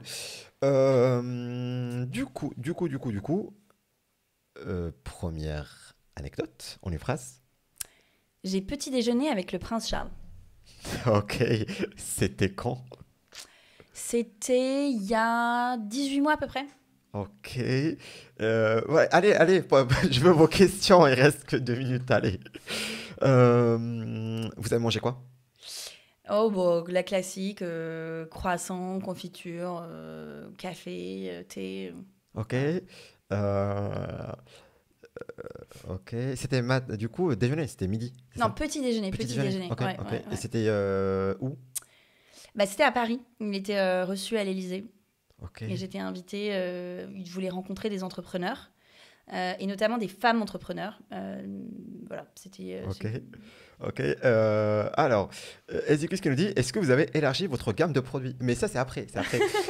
Est-ce que tu as pu pitcher Frishti? Ouais, bien sûr, j'ai pitché Frishti et il m'a dit I can't wait, it comes to the UK. Non, mais c'est vrai. Ok, ok, ça a l'air trop stylé. Ok. Alors, qu'est-ce que je peux poser Parce comme qu'à l'époque, question? on n'était pas au UK. Ouais, j'imagine. Qu'est-ce que je posais comme question? C'est compliqué de poser des questions, mais je vois le temps qui passe. Les amis, aidez-moi, des questions, je veux des questions, oh là là. Ok, du coup, tu m'as dit Alizé, avec Prince Charles. Est-ce qu'il a kiffé la bouffe? Ouais, il aime bien la bouffe française. Enfin, il avait l'air, en tout cas, il mangeait son croissant. Ok. Et du coup, comment il vous a aidé à vous lancer au UK? Non, il nous a pas aidés. Et à la fin, tu vois, c'est des promesses de politique, quoi. Il dit ça, et puis t'en entends plus jamais parler, malheureusement. Ok. D'autres questions, d'autres questions. C'était quel mois de l'année, la rencontre? Je crois que c'était en mars. Ok. Mm. Euh, Ça a duré combien de temps? Ça a duré 2 heures. Et il y avait pas mal d'autres femmes entrepreneurs. Tu avais Lucie Bache de Too good to go. Too Good To Go. Tu avais... bref. Tu avais la présidente de Radio France, la Delphine Ernotte, de France Télévisions, Ouais. pardon. Enfin, tu avais pas mal de femmes. Tu avais Mercedes Serra, tu avais Virginie Morgon. Ok, Voilà. ok. Les 2 minutes sont terminées. 2 minutes sont terminées, les amis. Et du coup, je veux bien vos réponses. Voilà. Est-ce que vous pensez que Julia a pris un petit déj avec le prince Charles? Vrai ou faux? Dites-nous. J'attends vos réponses. Après, du coup, voilà, on enchaîne sur la vraie réponse, du coup, si c'est vrai ou faux. Donc, il y a un oui. Ok, j'attends d'autres réponses. Est-ce que vous pensez que Julia, du coup, c'est grave un mythe? C'est complètement faux. Ok, il y a des oui, il y a des non. Mytho, ok. Violent. Alors, moi, je pense que t'as bugué sur les femmes entrepreneurs. Du coup, je veux dire que c'est faux. Pourquoi j'ai bugué? Est-ce que pour trouver les noms? Ah ouais, attends, compliqué quand même. Alors, c'est Luplex qui a raison, c'est à moitié vrai. En fait, c'était Ok. pas le prince Charles, mais c'était Emmanuel Macron. Ok. Et c'était un petit déjeuner avec plein de femmes entrepreneurs ou chefs d'entreprise. Et donc, j'ai repris cet événement et j'ai mis le prince Charles à la place. Ok. Bah, tu vois, Macron, ça passe. Allez le dire. Ok. Mais on va répondre à la question de gamme de produits. Il n'y a pas d'inquiétude. Pour le petit déj, c'est vrai, mais sans le prince Charles. Oh là là. Mais comment tu sais? Ouais. Parce que du coup, il l'a mis avant. Non, non, c'était après ça, je crois. Non, je sais pas. Non, je Peut-être pense que... que Ah ouais, le d'accord. moment où ça arrive, je pense, c'était avant. Franchement, t'es trop fort. On enchaîne. Deuxième anecdote? Attends, il y en avait une deuxième. Attends, j'ai pas Ah oui. réfléchi. Laisse-moi... Ok, vas-y, prends ton temps. Euh, J'ai pris un déjeuner avec le prince Charles. oh là là. J'ai déjeuné avec le prince Charles. Non, je plaisante. Donc, il faut que ça puisse être faux. Ouvrez, voilà, à toi de choisir. Ou moitié vrai, moitié faux, ça aussi c'était drôle. J'aime bien. Ouais. Putain, c'est dur ton truc. Ouais, je sais. Yes.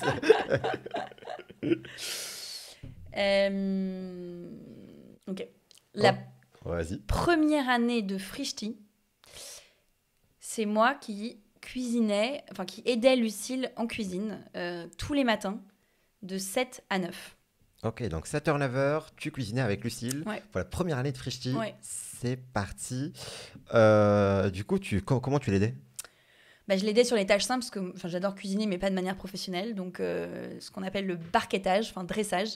En fait, une fois que tu as pas mal d'ingrédients différents, une fois qu'ils sont cuisinés, tu pèses chaque ingrédient, tu le mets, tu as des balances et tu les mets dans la barquette, puis tu étiquettes la barquette. Tout était fait à la main à l'époque. Maintenant, on a des machines pour juste étiqueter.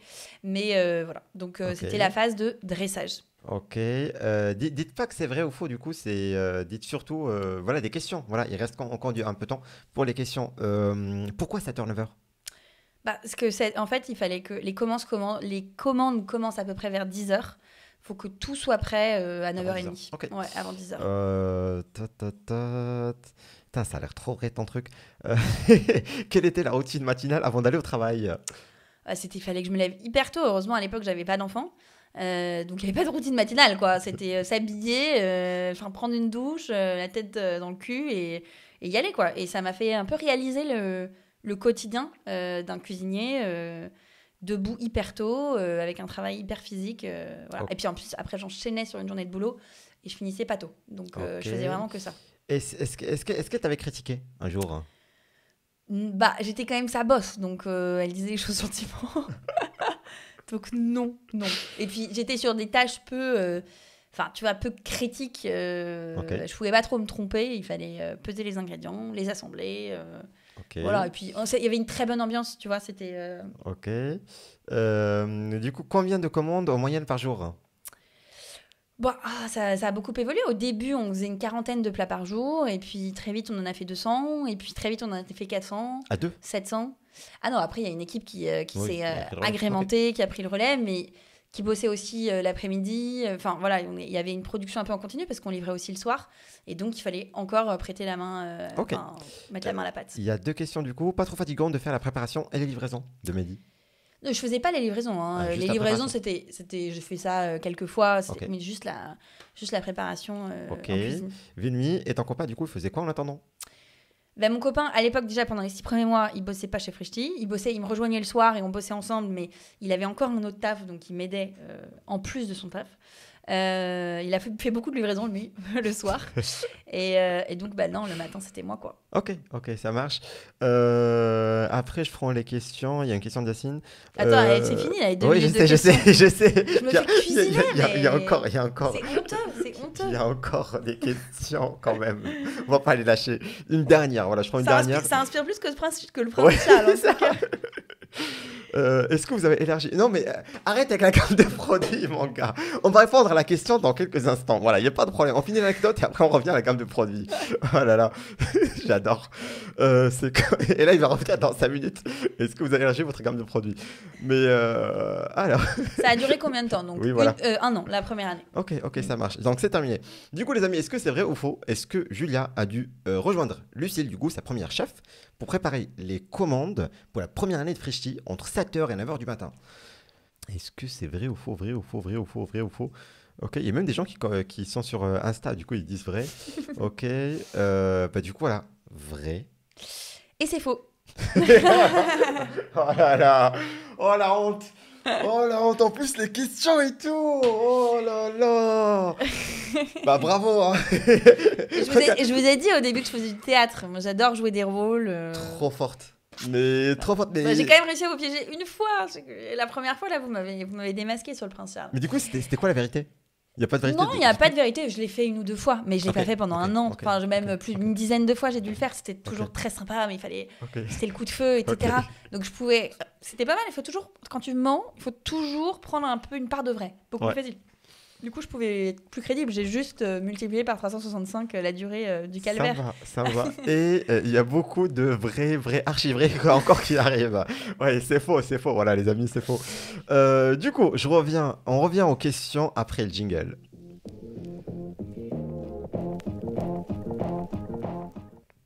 Déjà la question de il est où Ezekis depuis tout à l'heure. Est-ce que vous avez élargi est-ce que vous allez élargir votre gamme de produits? Oui, bah alors bien sûr, on est en constante évolution, mais il y a à la fois les plats cuisinés et les plats cuisinés. Chaque mois, on sort à peu près une dizaine de nouvelles recettes. Et on sort du catalogue celles qui plaisent moins, ou alors de toute façon, on fait que des recettes de saison. Donc voilà, il faut tout le temps développer de la nouveauté. Et puis sur la partie supermarché, où on a effectivement aussi une centaine de produits, voilà, on continue constamment de renforcer l'inventaire de notre marque distributeur. Donc vont arriver pas mal de nouveaux yaourts, de références d'apéro. On sort un cidre bientôt, s'il n'est pas déjà sorti. Donc voilà. Trop cool, trop cool. Du coup, on revient sur la question de Baba, et c'est ma question de tout à l'heure. Voilà, ma question de tout à l'heure. C'est quoi ton héros d'enfance? Oh non, pitié.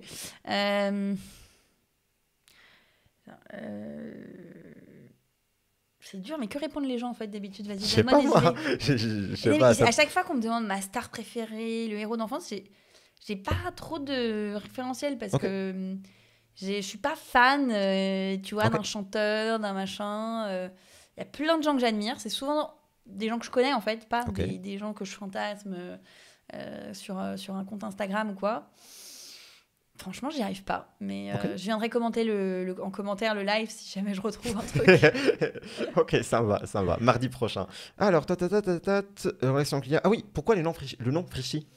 Mais Frischti, c'est dire un petit repas rapidement préparé en argot, en français. Ok. Donc voilà, il y a une personne sur deux qui le sait et l'autre personne sur deux pense juste que c'est mignon. Ok. Cube, c'est sponsorisé. Ça veut dire quoi, ta question? Voilà, je sais pas si tu es toujours là. Du coup, Q84 fanatique. C'est. Voilà, je comprends pas trop ta question. Gulieto qui nous dit bonsoir à tous les deux. Ça date un petit peu, hein, je pense, il y a quand même 20 minutes, j'imagine. Est-ce que tu avais des compétences complémentaires avec ton associé au lancement ou étaient-elles plutôt similaires? Elles étaient complémentaires, je dirais. Moi, je suis plus la personne créative du duo. Donc, je m'occupe de la food notamment et d'avoir développé tout cet inventaire. Je m'occupe aussi de la marque et je m'occupe des RH. Après, on fait la stratégie ensemble. Et lui, il est plus chiffres, tech, marketing au sens pas payant du terme. Voilà. Ok. Vous l'aurez compris, il est beaucoup plus matheux que moi. Ok. Jean-Baptiste, mais Jean-Baptiste, ça on verra par la suite, je sais pourquoi je dis ça. Galou, comment as-tu développé ton réseau d'invest? À la fois grâce au premier investisseur qui nous a rejoint, qui était l'investisseur de mon associé, et puis ensuite des rencontres. Tu te fais pas mal... quand tu commences à avoir un peu de visibilité sur le marché, tu te fais contacter, tu réponds, voilà. Merci pour le follow d'ailleurs. Baba qui nous dit... C'est quoi la petite musique quand il y a la petite musique? Du coup, c'est quand quelqu'un follow sur ou s'abonne, voilà, ça dépend. Okay. C'est qu'on le convainc en fait. Donc, exactement. Plus il y a de musique, ça veut dire que c'est qu'elle, quoi. Il clique et voilà, et il follow. Et voilà, si vous n'êtes pas follow, du coup, la follow. Si vous êtes sur LinkedIn, venez sur Twitch, c'est encore mieux. Voilà. Alors, on enchaîne. Ah, trop cool. Là, il y aura que la musique pendant 30 minutes sans arrêt. Et du coup, on va passer de 700 à 1000 abos très rapidement, je vais rien comprendre. Alors, Baba qui nous dit, vous êtes juste sur le marché français et est-ce que vous envisagez de vous ouvrir à l'international en faisant un pays à la fois ou plusieurs pays en même temps? Pour le moment, non, parce que Gorillaz, qui donc est le groupe qui nous a rachetés, eux sont déjà présents à l'international. Et donc, on a plutôt décidé que Frischti serait la marque en France et que leur marque est déjà présente à l'international garderait l'international. J'aime bien l'approche. Alors, Luplex, si j'étais un investisseur et que tu as 2 minutes pour convaincre d'investir, tu dirais quoi? J'adore la question, merci. Je dirais qu'il faut investir pour permettre aux gens de mieux manger, que les citadins sont aujourd'hui déconnectés des produits frais, de savoir ce qu'ils ont dans leur assiette, et notamment parce que ça coûte souvent trop cher, qu'on sait pas que c'est pas moderne, que c'est pas pratique, et que créer un service qui aide à changer le monde et à permettre aux gens de mieux consommer plus facilement, c'est super important. Faut être un investisseur responsable et par ailleurs que c'est un business qui cartonne et qu'il ne le regrettera pas. Voilà. Il faut lancer ça, bien sûr.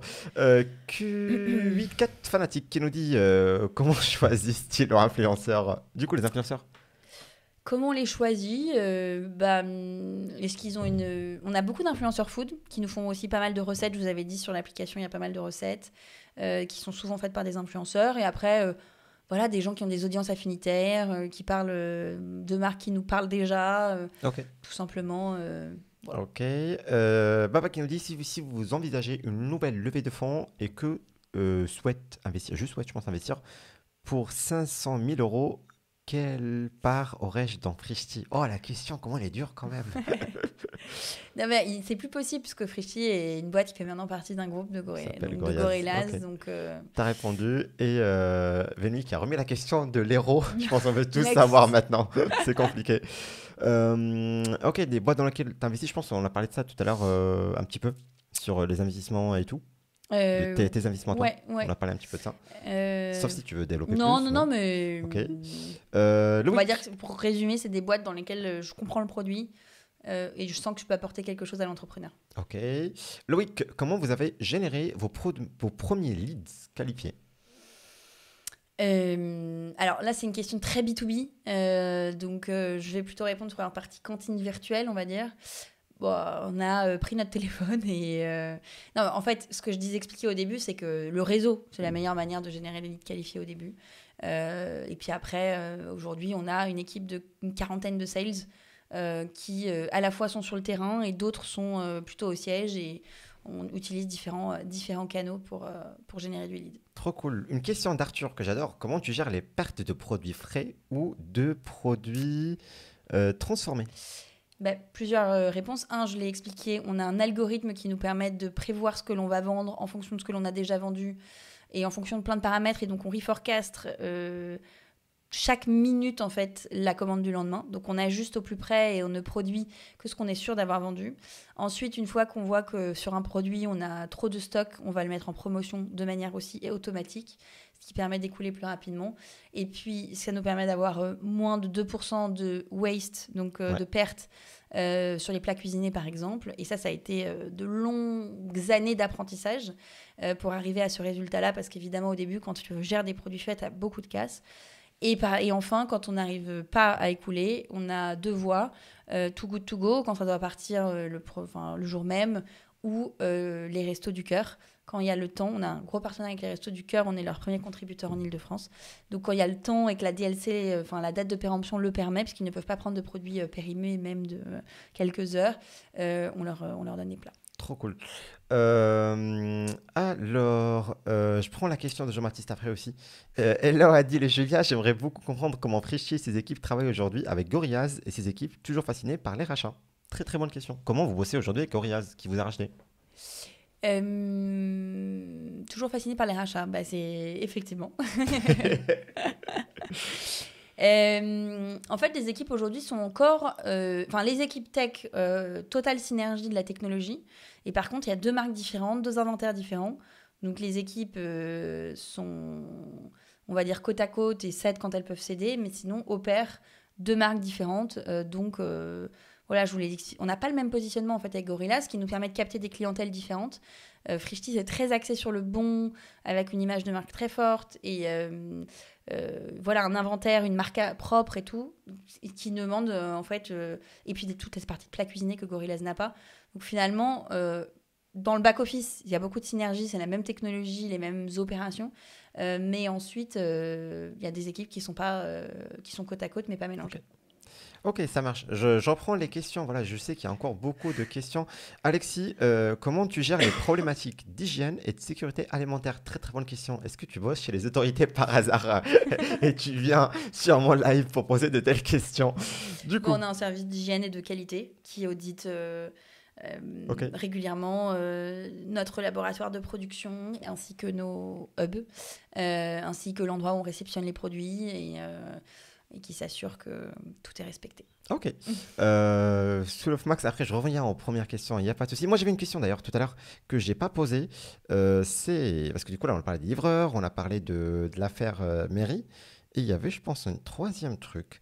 C'était par rapport à la revente. Voilà. Moi, je ne vais pas te demander la somme, parce que ça, on a parlé, on a dit que c'est confidentiel, ça marche, il n'y a pas de souci. Même si je voulais trop l'exclure, c'est pas grave. La prochaine fois, on va refaire un podcast juste pour avoir l'info. Et c'est tout. Mais la vraie question que j'ai, c'est du coup, la revente à Gorillaz. Est-ce que c'était un choix volontaire ou c'était plutôt une nécessité parce que la boîte avait besoin de ça ou sinon ça allait fermer? On va dire que c'était plutôt un choix. On était dans un process où on explorait différentes pistes, celui de lever de l'argent et de rester indépendant ou celui de vendre. En fait, on avait été approchés pas mal par des concurrents. C'était des concurrents qui avaient levé énormément d'argent. Gorillaz avait levé 1 milliard, Flink avait fait de même, etc. Et en fait, ils étaient très intéressés de nous racheter parce qu'ils achetaient du temps. Puisque nous, on avait 7 ans d'expérience sur ce métier. On savait opérer du quick commerce de manière rentable, ce qu'ils étaient loin de savoir faire. Et donc, voilà, ils étaient intéressés par à la fois la technologie, ce savoir-faire, mais aussi dans le cas de Gorillaz, et c'est aussi pour ça qu'on s'est bien trouvés. Ils avaient la même vision que nous sur ce qu'ils voulaient faire en termes d'inventaire, de services apportés aux clients. Ils voulaient développer leur marque propre. Ils croyaient beaucoup au plat cuisiné, ils croyaient au B2B. Ils avaient voilà, une vision, ils voulaient avoir une marque très forte, une love brand. Donc on se rejoignait énormément sur la vision et on s'est dit, eux, ils apportent l'argent et déjà l'internationalisation, ce qu'on n'avait pas nous. Beaucoup d'argent. Beaucoup d'argent, donc ils sont allés beaucoup plus vite que nous là-dessus. Ouais. Et nous, on apporte ce savoir-faire, cette expertise, on sera plus fort à deux et on a beaucoup plus de chances de gagner dans un marché qu'on savait de plus en plus concurrentiel. Ok. Et tu penses quoi de Kagan? Parce que moi, je l'ai rencontré. Ouais. Et il a l'air très solide. Ouais, il est absolument. Il a créé quelque chose de dingue, quoi, en allant hyper vite dans 5-6 pays, en créant une très belle marque. Donc, c'est un entrepreneur très charismatique.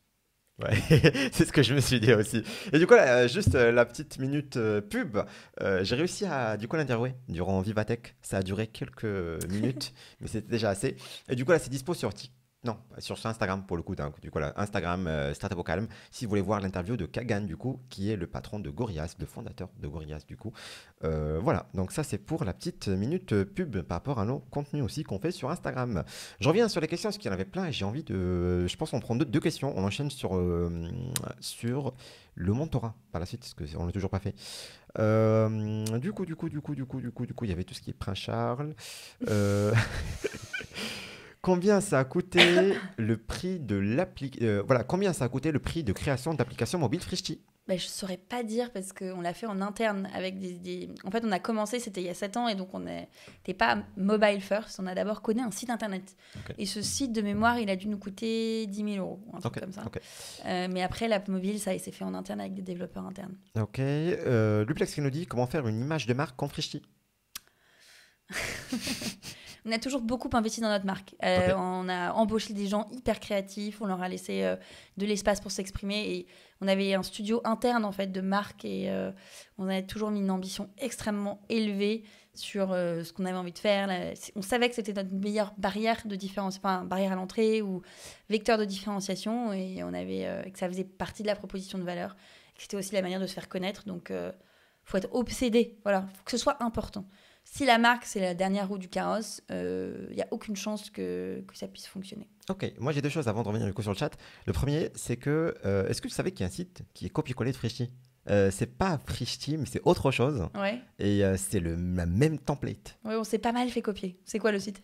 Je pense que j'ai croisé il y a... C'est de la bouffe ou c'est... Non, c'est autre chose. Rien à voir. Des photocopies? Oui, je pense que c'est ça. Un petit Exactement. peu de publicité pour mon ami Ralph Feingold.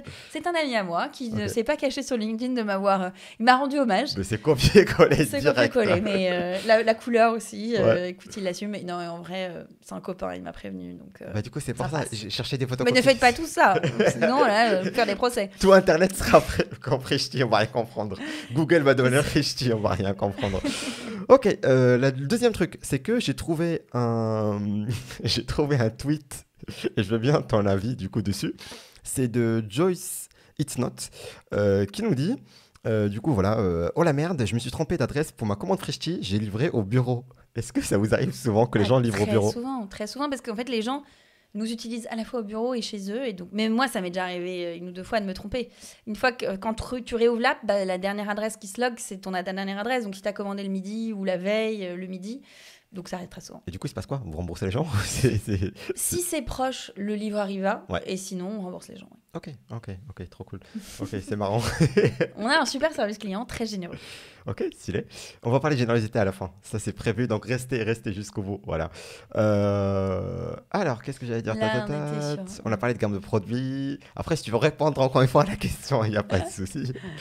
Le prince, routine matinale, on parlait de ça.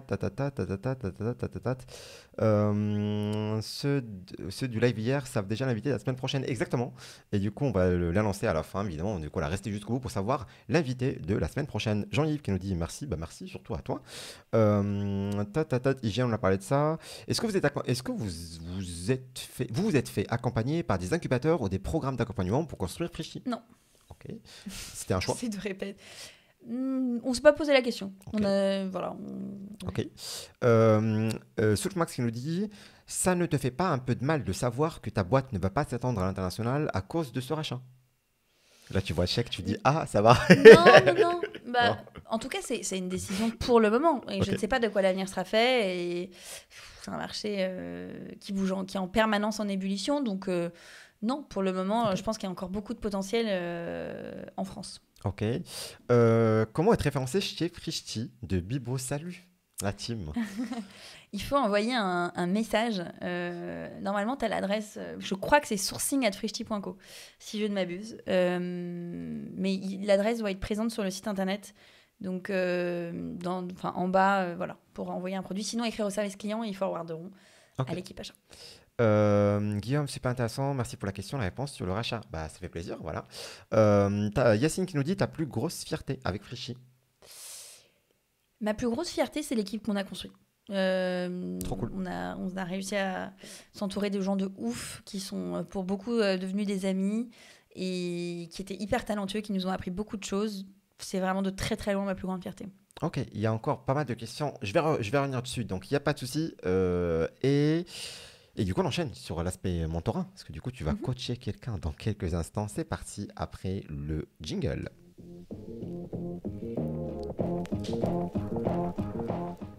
Et hop, le jingle est trop rapide par contre.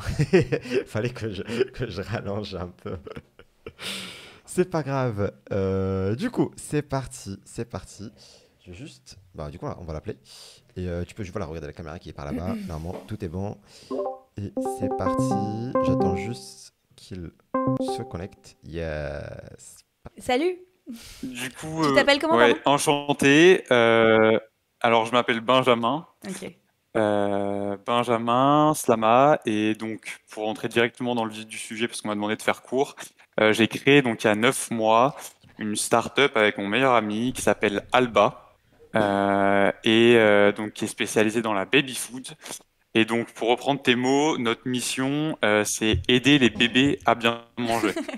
Ok. Donc, c'est des bébés de 4 mois à 3 ans.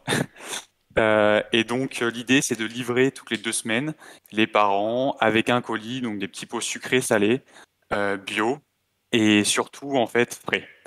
La grosse innovation. Et donc là, aujourd'hui, on est accompagné par un nutritionniste, pédiatre, un chef 3 étoiles. Et notre problématique, c'est de réussir le lancement en janvier 2023 de notre marque. Donc la première question que j'aurais à te poser, c'est par rapport au positionnement aujourd'hui où on a la possibilité de livrer de partout en France, avec bien sûr des problèmes liés à la logistique en fonction des villes ou quoi. Est-ce que tu nous conseillerais plutôt d'attaquer Paris ou les grandes villes ou la France et de ne pas se limiter? Bah, moi, ce que je te conseillerais, c'est d'attaquer toute la France et d'utiliser un partenaire comme Chronofresh. Juste une question, les plats, Ouais. comment tu fais pour livrer que toutes les 2 semaines en ayant des plats frais? Et vous utilisez quoi? Sous vide? Alors, oui, on utilise une méthode aujourd'hui de pasteurisation Donc flash pasteurisation. qui Ok. nous permet en fait de Ouais, enfin c'est vraiment en fait ça monte pas on monte pas à 100 degrés ou à 90 degrés, on monte pas justement dans ces températures-là ou même à 100 degrés, enfin 120 degrés en fonction des petits pots et justement trop bien. ça nous permet d'avoir des DLC qui vont jusqu'à un mois et demi maximum. Super. Bah donc du coup, ça veut dire que tes produits, les gens peuvent les stocker, en tout cas un certain temps, donc ils n'ont pas besoin. Oui. Je pense pas que le besoin soit de se faire livrer en 10-15 minutes. Donc, par essence, en fait, moi, je m'appuierais sur un partenaire logistique comme Chronofresh, par exemple, si vos produits doivent être C'est au ce qu'on frais. a aujourd'hui. Voilà, ce qui me paraît être un bon partenaire. Et puis d'attaquer toute la France, parce qu'à partir du moment où tu vas faire de la communication, autant que les gens, en se connectant sur ton site, puissent se faire livrer. Et le marché est... Enfin, on a un marché domestique en France qui est pas du tout aussi gros que celui des États-Unis, par exemple. Le B2C, c'est difficile. Donc, autant adresser le plus de gens possible. Et en l'occurrence, il n'y a pas de raison que d'autres personnes d'autres gens qu'à Paris soient très intéressés. Donc, moi, j'irais directement sur toute la France, à condition d'avoir le bon partenariat logistique et des coûts acceptables avec Chronofresh. Et ensuite, par contre, et sur la communication, j'irais sur des idées assez créatives qui vont te permettre d'émerger avec du earned media et pas en espérant juste payer de la pub sur Instagram et réussir, quoi. Voilà, ça c'est... Ok. C'était presque ma deuxième question, c'est-à-dire que déjà en tant que maman, tu es une cible idéale. Et en tant qu'entrepreneuse, tu as la vision du business. Et donc, comment toi, tu penses qu'on devrait targeter les mamans qui justement ont un travail, n'ont pas forcément le temps. Quel type de stratégie de lancement tu nous conseillerais? Je pense qu'il faut faire du bruit autour de ta marque et pour ça... utiliser différents canaux, je sais pas, tu peux organiser un énorme testing avec des bébés. Enfin, je dis n'importe quoi, il faudrait que j'y réfléchisse beaucoup plus, mais tu peux faire une vidéo hyper rigolote avec des bébés qui testent et qui disent que c'est dégueu le reste et que ça c'est trop bon. Enfin, il faut faire le buzz. Et j'imagine que tu n'as pas beaucoup d'argent, donc ton seul moyen d'émerger, quand tu es une start-up et a fortiori B2C, tu es un arbre au milieu d'une forêt et tu n'as aucun moyen, pas comme au B2B, tu vas prendre un annuaire et décrocher ton téléphone et tu as des gens au bout du fil à qui tu vas pouvoir vendre. B2C, c'est très dur. Pour moi, la seule manière d'émerger, c'est à travers ta marque. Et donc, comment tu travailles ta marque ? Donc, à la fois, comment tu te fais connaître ? Est-ce que tu fais des happenings dans la rue ? Est-ce que tu fais un événement ? Tu as évidemment les leviers des RP. Donc moi, à ta place, je prendrais quand même une agence RP pour ton lancement. Tu as, pas forcément dans la durée, mais à minima pour le lancement. Tu peux faire moi, je ferais de l'influence. Tu as beaucoup d'influenceuses mamans qui pourraient parler de ton produit avec derrière des codes promos, ce qui est un média qui permet quand même de convertir et d'avoir une vraie prescription. Donc, évidemment, il faut un petit peu de budget. Après, je ferai, je te dis, je pense une vidéo un peu rigolote sur les réseaux en espérant qu'elle buzz. Je pense que les bébés, c'est un thème hyper marrant, quoi. Donc, si tu arrives à trouver la bonne idée... moi, j'adore l'humour. Enfin, Frishti, c'est une marque qu'on a toujours beaucoup utilisé l'humour parce que je trouve que c'est sympa, ça fait parler. Et si les gens rigolent, ils se le forward. Voilà, mais c'est sûr que tu t'attaques à un... En fait, le B2C en ce moment, c'est très difficile parce que la pub coûte très cher.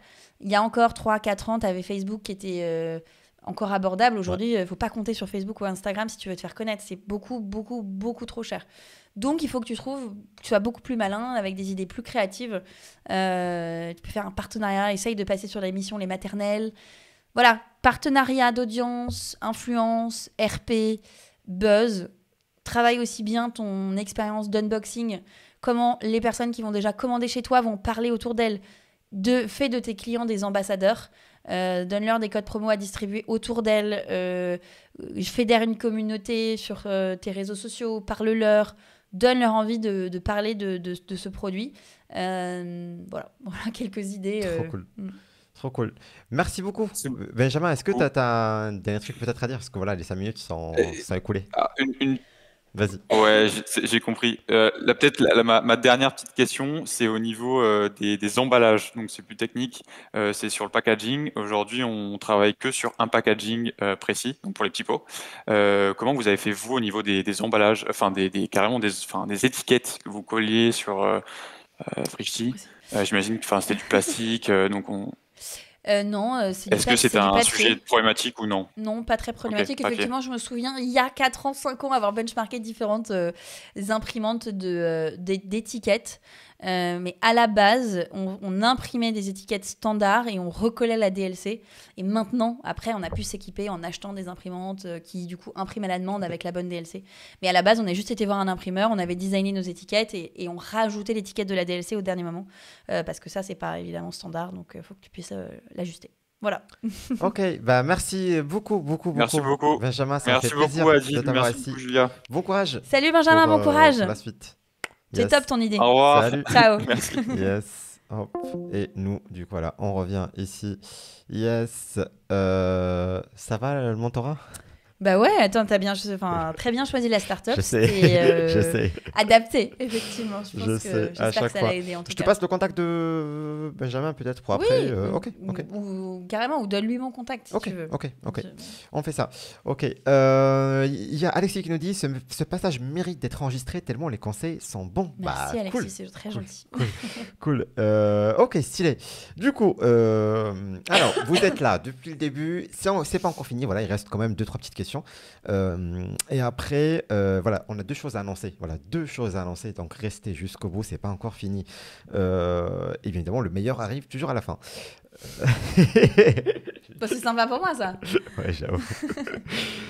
Alors, on a parlé d'hygiène, on a parlé de référencement. Oui, il y avait des sujets de recrutement. Du coup, quels conseils pour faire de bons recrutements? La question de Baba. Savoir quelle est sa culture d'entreprise, qu'est-ce qu'on recherche chez un candidat. Alors, en fait, pour moi, un candidat, il doit matcher 2 choses.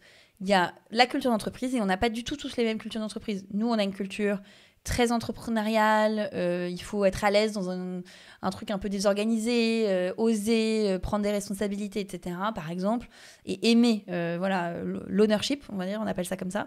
Il ne faut pas avoir d'ego, accepter de se faire critiquer, et par contre, tu es aussi très libre de critiquer ton voisin. Tant que c'est fait dans la bienveillance, il faut aussi être bienveillant, sympa. Il n'y a pas de gens dont les dents rayent le parquet et qui pensent que en écrasant leurs collègues d'à côté, ils vont monter plus vite. Donc voilà, connaître quelle typologie de qualité humaine est-ce qu'on recherche et on a les gens qui vont s'épanouir chez nous. Parce qu'il n'y a pas de bonne ou de mauvaise culture, mais en tout cas, elles sont très différentes. Et savoir mettre des mots dessus et l'expliquer au candidat et l'évaluer en fonction de ça, c'est vachement important. Et puis après, avoir une fiche de poste très claire avec, du coup, aussi clairement les compétences que l'on recherche. Nous, on fait systématiquement un cas qui nous permet de tester les hard skills du candidat. Et ça nous aide énormément à comprendre, à tester à la fois ses soft et ses hard skills. Ok, trop cool. Je prends du coup, voilà, je prends une question. Et du coup, là, je veux bien savoir, est-ce qu'il y a encore des gens qui sont là? Voilà, parce que je vais faire 2 petites annonces quand même. Donc, je veux bien savoir qui est là encore. Si vous êtes là, voilà, mettez un petit message. Voilà, que vous soyez sur LinkedIn, YouTube ou sur Twitch aujourd'hui, même si la team Twitch est nombreuse, ça fait plaisir. Alors, qu'est-ce qu'il y avait comme question? Comment lever... Ah, c'était la question que j'allais poser en plus par rapport à la levée de fonds. Concrètement, comment on lève des fonds? Comment on lève des fonds? Déjà, on fait un business plan et on définit quelle est son ambition et de combien d'argent on a besoin. Ensuite, on fait un deck, donc une présentation PowerPoint qui explique quelle est sa mission d'entreprise et pourquoi on va gagner, quoi. Enfin, quels sont nos avantages sur le marché, quelle est notre vision du marché, quelle est notre taille de marché. Enfin, après, voilà, il y a un peu les usual suspects. On présente nos projections financières et on tente de convaincre avec un pitch, tout simplement qu'on a une bonne idée et qu'on est les bonnes personnes pour l'exécuter. Et après, on envoie son deck à des investisseurs. Leur métier, c'est de rencontrer des startups. Donc, normalement, si vos documents sont plutôt bien faits, ils vous recevront. Évidemment, c'est toujours mieux d'avoir une recommandation, d'avoir quelqu'un qui peut faire une introduction. Mais bon, si vous avez zéro réseau, il faut quand même essayer d'y aller. Et, comme toi, tu as fait, tu vas à des événements. Tu vois, et en fait, t'entreprends en défonçant des portes. Hein, donc, faut y aller. Il faut essayer de se faire remarquer et de se retrouver dans une pièce. Et une fois qu'on est dans une pièce, on est capable de convaincre. Ok, ça va très bien. Alors, il y a encore des gens. Trop cool. J'ai mon prochain TikTok. J'ai beaucoup de TikTok, pas que celui-là. Il y a beaucoup de TikTok qu'on va sortir à partir de cette émission. Il y avait une question d'Alexis tout à l'heure. C'était, qu'est-ce que tu penses chez Student Pop? En tant qu'étudiant, j'ai travaillé pour Frishti via Student Pop. Bah écoute, merci Alexis. C'est une solution. Donc on fait appel effectivement à des étudiants via Student Pop pour notamment, par exemple, distribuer des flyers, enfin faire des opérations de street marketing, etc. Et nous, on était très contents de travailler avec eux. Je pense qu'on travaille d'ailleurs encore avec eux. Donc voilà, j'espère que tu en penses du bien, Alexis. Sinon, dis-le moi. Trop cool. Il y a encore des gens. Baba qui nous dit juste pour le capital, est-ce que c'est Business Angel ou plutôt aller à la banque? Non, et la banque, elle financera jamais un projet qui n'est pas rentable. Alors donc, si vous pourrez aller voir une banque pour financer, par exemple, un fonds de commerce si vous ouvrez un restaurant, quand il y a un collatéral sur lequel elles peuvent garantir que, au pire, si vous ne les remboursez pas, elles pourront vous saisir votre bien et le revendre. En gros. Mais son métier, c'est pas de prendre des risques. C'est un business angel ou un venture capitaliste. Lui, son métier, c'est de prendre un risque. Et donc, en échange, c'est pas un prêt, mais il va prendre une part de ton entreprise. Et là, il accepte qu'il y a une part de risque. Donc, plutôt business angel, en tout cas, si tu es dans le monde des startups et de la tech. Je prends la dernière question du coup de Gallo. Et après, une toute dernière à la fin. Quel conseil pour pitcher? C'est pas facile comme question, je sais. En fait, être super, super préparé. Paraître très naturel, spontané, mais t'as peu de temps pour convaincre. Chaque mot compte. Être aussi authentique que possible, mais très préparé. Okay. Je pense que c'est la clé parce que tu peux être complètement dépassé par le stress et si t'es pas préparé, dire de la merde, passer pour un con. Voilà. Pardon pour les... Ça me va. Parfois, je parle très mal. C'est une catastrophe. Non, il n'y a pas de souci. Ça va très bien. Et du coup, les amis, c'est le moment pour faire les annonces que j'attendais depuis tout à l'heure. Alors, première annonce déjà, il y a quelque chose à offrir ce soir. Si j'ai bien compris. Ah oui, j'ai pas oublié. Exact. Mais alors, qui va la voir? Parce que on l'enverra après. C'est une personne ou...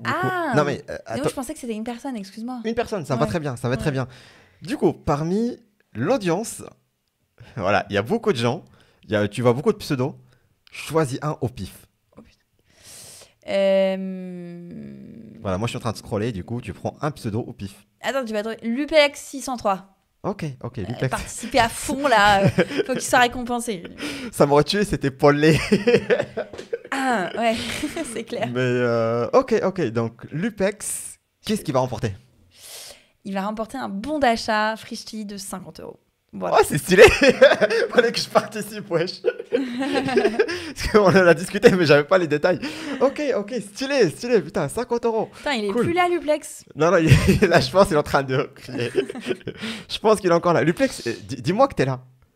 Sinon, on change. Ah, voilà. Allez. Ah, il est là, ok. Bah, bravo, franchement, félicitations. Bravo. Baba 0996, j'ai hésité, mais il pensait que je mentais. Enfin, il m'a spoté à chaque fois, donc ça m'a énervé. Le prince Charles. Ok, deuxième annonce du coup. En vrai, il y a une question que moi j'adore poser à mes invités. Là, on arrive à la fin de ce format. Tu l'as vécu, donc tu vois à quoi ça ressemble. Qui tu me recommandes à ramener sur le patron? Quentin. Non. Le mari de Roxane, dont je parlais au début du Ning Lee, qui est un super entrepreneur qui aujourd'hui a monté une boîte qui s'appelle Typologie et qui avant ça avait fait Made.com, les meubles. Ouais. Et c'est un mec génial. Enfin, c'est sa 3e boîte, la Typologie. Il est hyper posé, il est super smart. Il donne plein de bons conseils. Enfin, vraiment, je le connais depuis longtemps, mais là, j'ai déjeuné avec lui ce midi et c'était super. C'était trop cool de le voir et ça m'a inspiré parce que je savais que tu allais me poser cette question. Je me suis dit qui je vais lire. Voilà. Et ton héros d'enfance. Ning Lee. Non, je plaisante. Ok, trop stylé. Du coup, je sais qu'il y a encore des gens qui sont là, donc il est temps pour annoncer l'invité de la semaine prochaine. On va toujours rester dans le thème de la food. Sauf que cette fois-ci, c'est pas de la food bien cuisinée, bien préparée, mais c'est plutôt de la food rapide, mais complète. Feed. Exactement, feed. Et du coup, les amis, mardi prochain, 21h, j'aurai le plaisir d'avoir avec moi Anthony Bourbon pour le patron.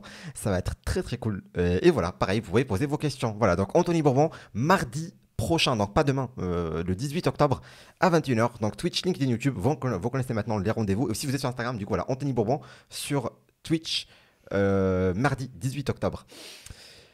Alors, on peut suivre tes actus et te suivre et ta boîte.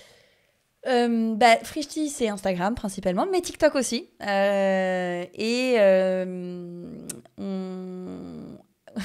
Attends, je lis encore ce que dit Baba. Pardon. Et sur moi, c'est plutôt LinkedIn. Voilà. Ok. Voilà. Qu'est-ce qu'ils nous disent? En plus, je suis en Belgique et pas en France, donc tant mieux pour l'occasion. On m'a dit, j'ai hâte. Par contre, est-ce que je peux échanger 50 € contre 3 semaines de mentorat? Il est trop fort. 3 semaines. C'est chaud. C'est chaud. Mais 1 heure si tu veux, ok. Ah, ok. Donc, du coup, Lucien, t'as le choix. Franchement, Il s'appelle Lucien, tu le connais? Oh oui, je le connais. Je le connais. Il a une super boîte. Ok. Du coup, il lance une startup pour matcher les gens qui veulent faire du sport ensemble. Ok. Trop Et, bien. Ah, c'est bien, Du ok. coup, voilà, c'est ça sa boîte. J'ai très bien pitché. Il y a du, Déjà il y a 50 du ans. troc là, il y a du troc, il y a du troc. Ah, le chat, c'est parti. Salut Valentin. Valentin, il regarde mes lives de Taïwan. C'est pas une D'accord, blague, je te ok. jure. Génial. C'est trop stylé. Bon, alors tu c'est dois trop me mettre stylé. en contact avec Lucien. Voilà. Ok. Bah du coup, là, il prend 1 heure au lieu de 50 €. Ok, ça marche. Trop cool. Un dernier mot, Julien. C'était trop cool de partager ce moment avec toi, avec tes auditeurs. Il y a une super bonne ambiance. Merci pour vos questions. Merci de m'avoir écouté. Je passais un super moment. Très cool. Yes. Non mais c'est vrai, t'avais raison, tu l'avais dit au j'avais dit début. ça au début. Et en fait, c'est surtout les échanges. Ouais. Les gens sont hyper sympas, bien intentionnés et posent des questions super intéressantes. Donc, c'est canon comme format. Trop cool. Bah, merci beaucoup surtout à vous parce que voilà, c'est grâce à vous que ce format continue toujours.